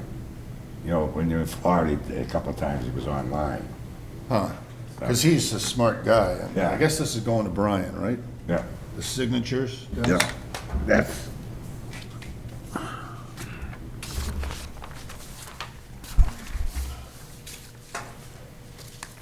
I'm gonna have a And son. I just need to be, I need to be more informed on what this project is gonna do for Wakeby Pond. Yeah. I understand there's gonna be an impact on the nature of the land. I get why people are upset about that, but it's This is just, gonna help Yeah, how much is it gonna help? That's why, I mean, that's, and I, talking to Ashley, she was convinced that this was a major problem, and I know that, I wanna know, I know that Mary didn't wanna talk about other stuff, but I think there was enough. I wanna know if there's gonna be enough flow going into that system, if it's gonna really work all year. Yeah, that's right. That's the question. That's a good question. Oh, now we lost Brian. Scattering. They tell you to stay hydrated, but they don't I tell know. you the other side of it. Wait till you get older.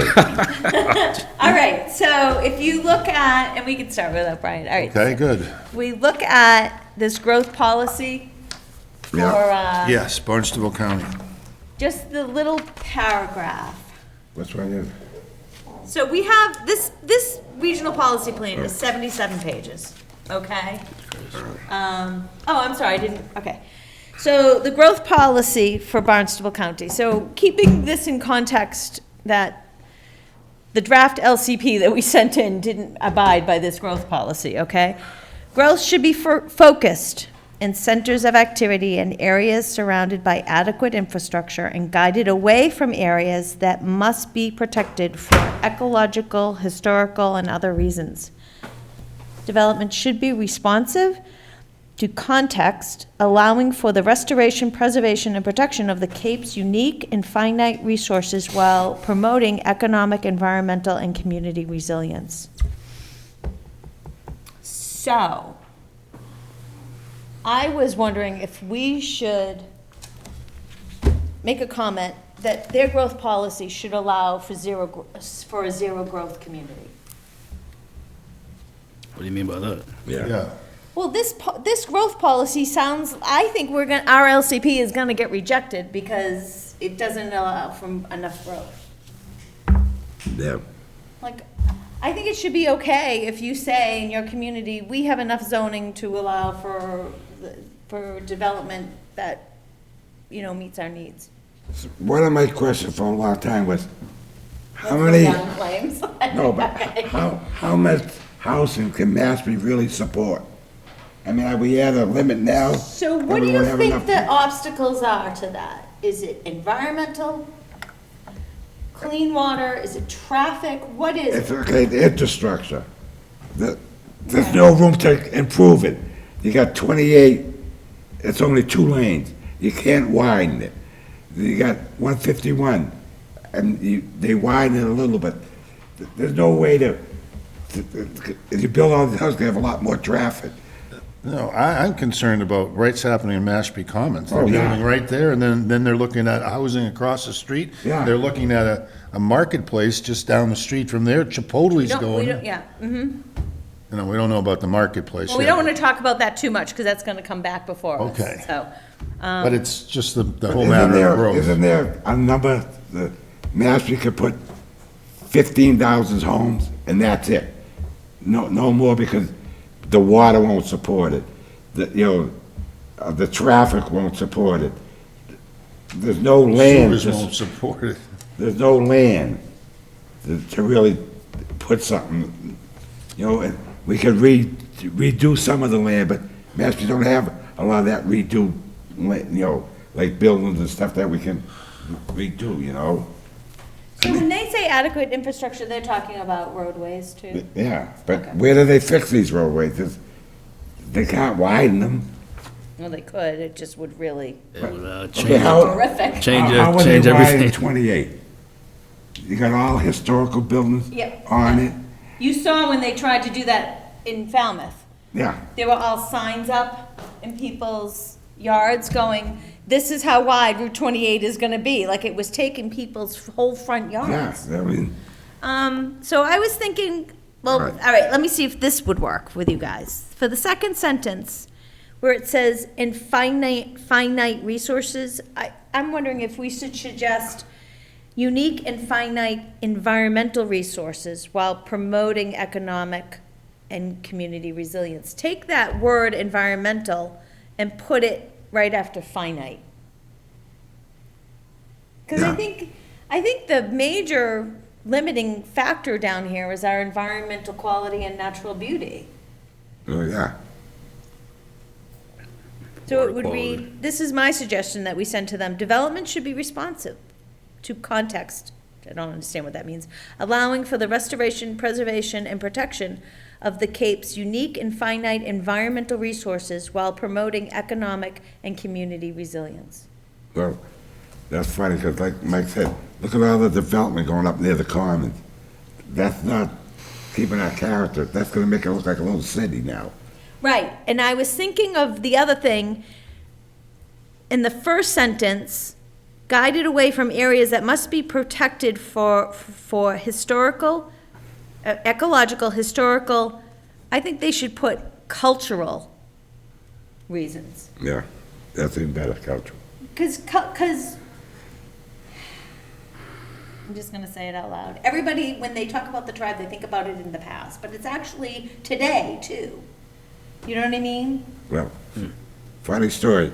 When I first come down here, I saw that sound, Mashpee Wampanoag, and I Oh, said, it came from here's Boston. where I want to move to, because they keep all the trees. And I didn't think there'd be, I thought you owned most of the land. I didn't realize at that time. But that's one of the reasons why I moved here. Yeah. Because it says, oh, there's gonna be like old Cape Cod, like back in the 50s and 60s, Right. whatever. So you just want to suggest adding cultural, ecological, historical, cultural, or other reasons, right? Yeah, That's That was fine by before you were me. born. all right, because I Sorry, think so can that, you just read, so, because we're supposed to be livable communities, I don't have a word for that. Maybe it, because we talk about our small town feel, our small town culture, you know, but growth should be focused in growth should be focused in centers of activity and areas supported by adequate infrastructure and guided away from areas that must be protected for ecological, historical, cultural, and other reasons. What kind of growth are they talking about? I think it's growth. Well, in it all general. goes, Just in I general? mean, you got to take a look at the Residential whole and plan. commercial. That's why it's a So- whole plan. Yeah, because How would you define a lot of growth? people. Just new buildings? Yeah, it's any development. I mean, it's either residential or commercial growth. I think growth is a broad enough term. It would include both. You know. So I think we should add cultural, because historical puts us in the past where we're living here now, right? And do you then- want to recommend moving that word environmental to in between finite and resources? Yeah. Because it's really it's the environment and the natural beauty. If we can protect all of that, then everything else will fall into place. Yeah. The other thing I wanted to recommend is that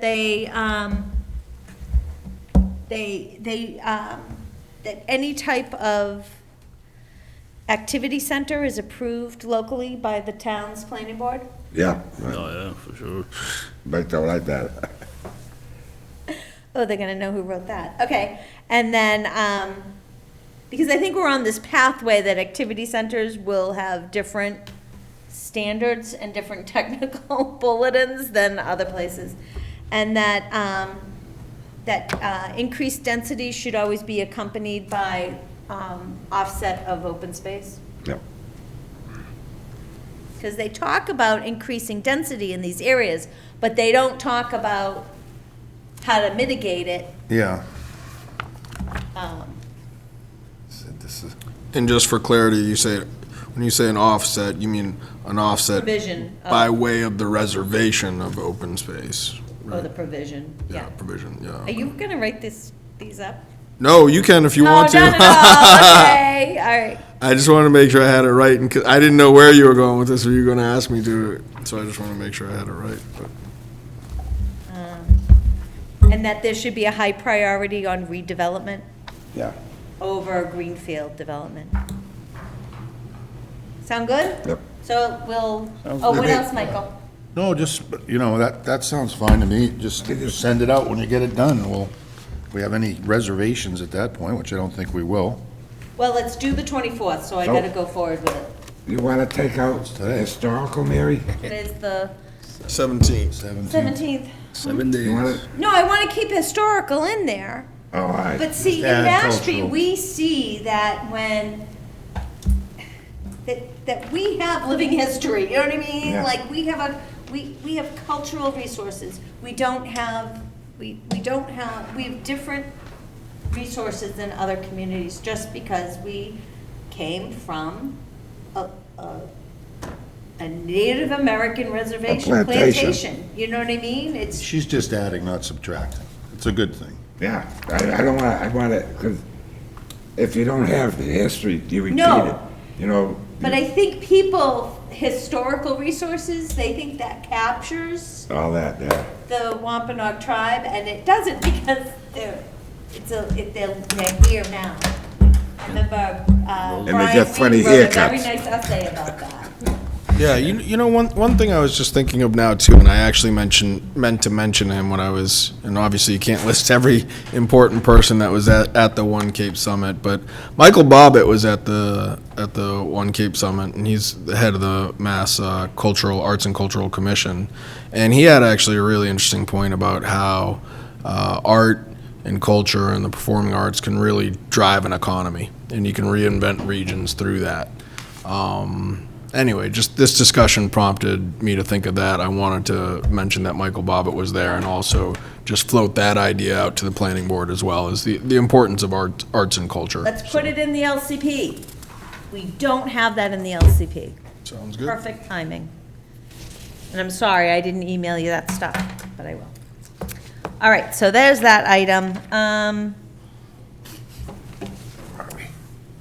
Report on chair's activity. We had the community preservation the community preservation public hearing yesterday, and that was good.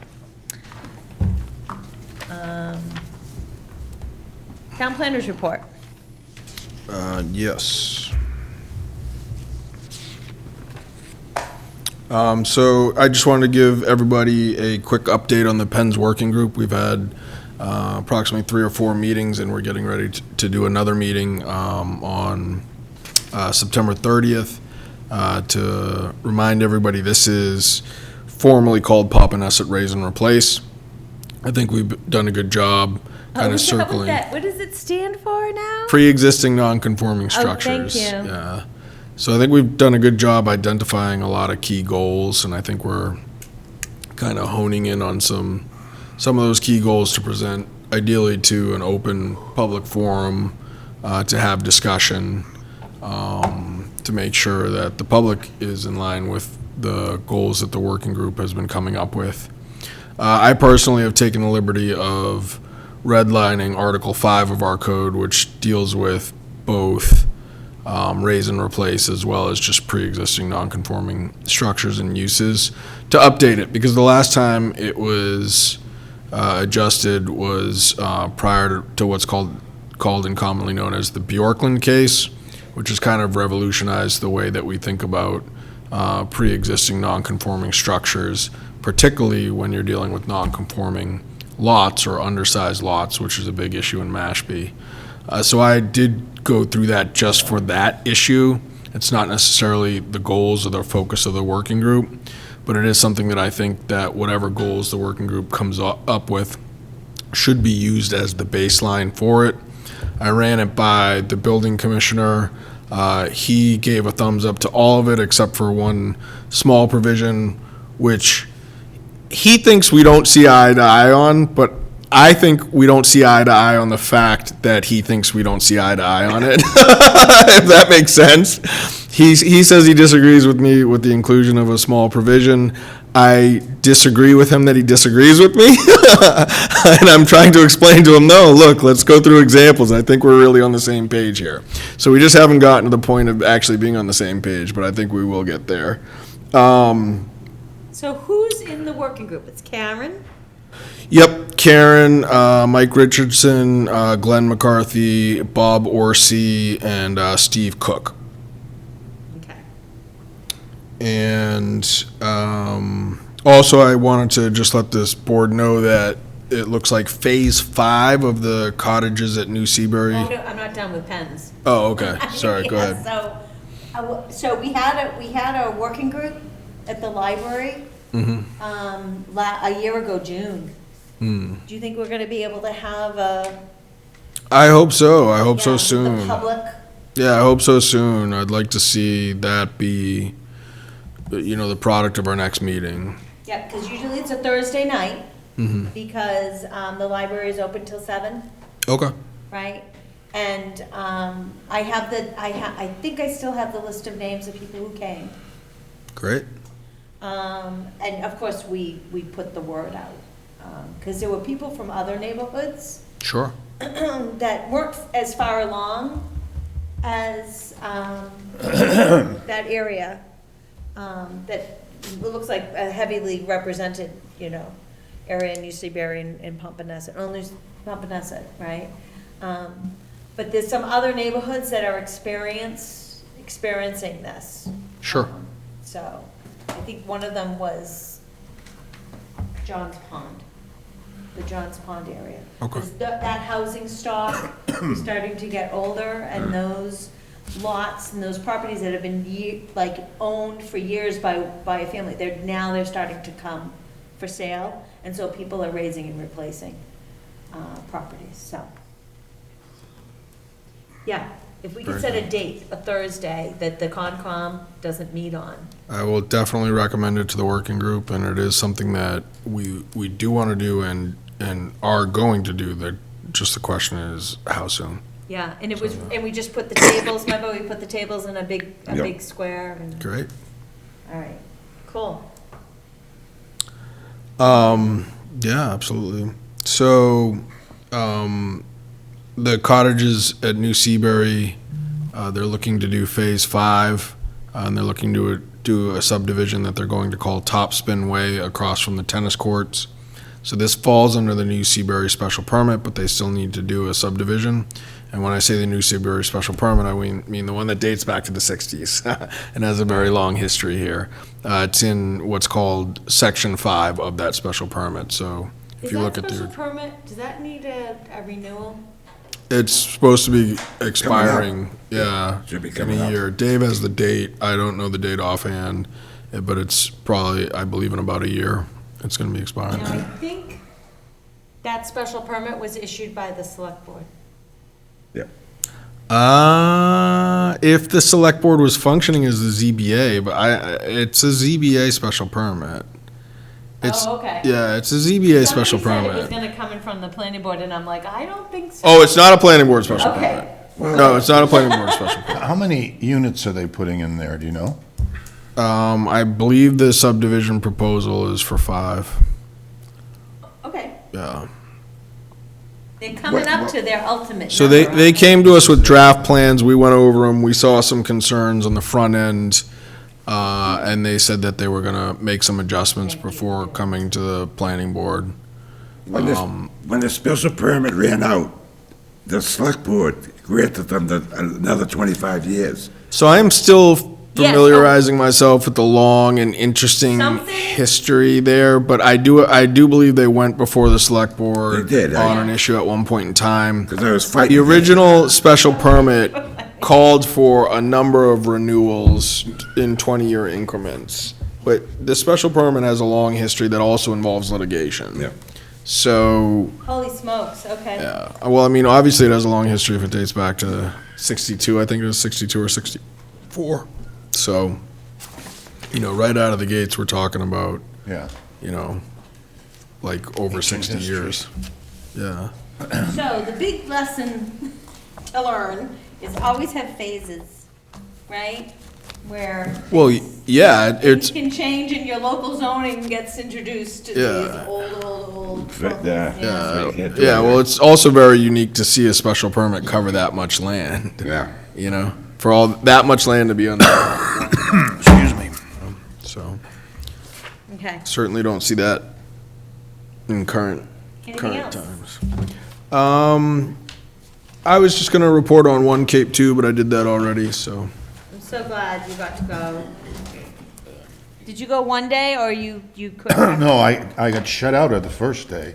Really? I was a little late to the party, but I got kicked off the wait list, but then something occurred. Anyway, So in Next year. correspondence, there's an interesting note about the Cape Cod bridges.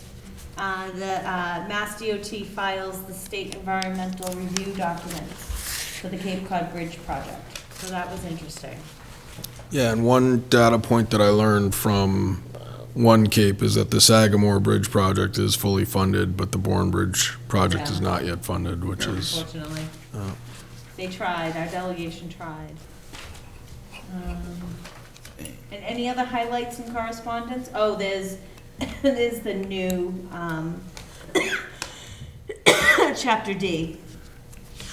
Cape Cod Commission's Chapter D, regulating development agreements. I think that's it. What do you think?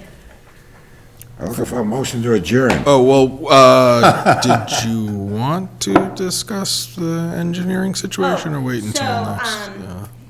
So anyways, Ed Pesci can provide us with services for the next 30 to 60 days. All right. So, he's gonna help us as much as he can, but he's gonna take a break from engineering for a little bit. So, we were hoping to put out a request for bid or a request for proposal, whatever the procurement officer says, and send it out to at least 3 engineers, one being the Merrill, Yeah. who came in second. Yeah.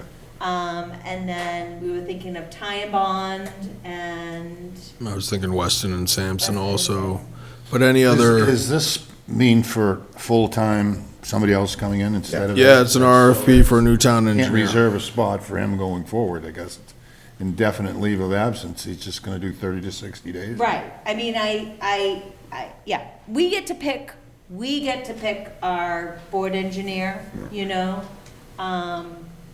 And Ed was a really good fit for us, and the ZBA, but, he just is not gonna have the time for us. Yeah.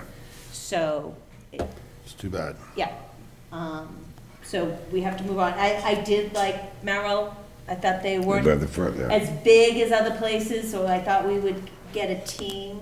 And this is just to review it, if I am correct, review it against our engineering standards, right?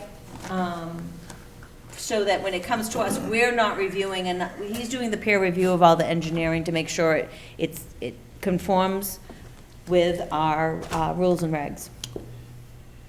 Yes, and best practices from an engineering standpoint. Like, he'll look at the gradient, you know, in a subdivision, he'll look at the gradient of the proposed way, he'll look at the drainage, you know, the proposed drainage and that kind of, Stormwater. those I kind mean, of there's things. a little bit of overlap with zoning, because some of the zoning requires you to, As well as plan review. but, I think Yeah. you're really in charge with the zoning compliance. Well, yes, to the extent that it doesn't involve a technical engineering component. Right. Yeah. Yeah. So will we meet with them again? You're already meeting with them, we'll meet with them again at some point, these candidates? Oh, yeah, so what happened? We haven't met with any, so I we'll thought you- certainly bring them before the Second, at board. one point you said, I thought. This those is are years previous ago, to that, yeah. when Charlie all. Rowley retired. He was our board engineer. I think he was here longer than anybody else in town. I think Yeah. he was the the planning board engineer for over 35 years. And so when he retired, we put out a request for proposals. So we'll submit that out again. There was Ed Pesci, at that time, it was years ago, Ed Pesci and Merrill Engineering responded, so we should definitely include Merrill in our short list. It's open to the public, any engineering company can. Yeah, and apply, but- if the board, I think one important reason to bring it up here is if the board has any, or board members have any suggestions, we can also be sure to contact them.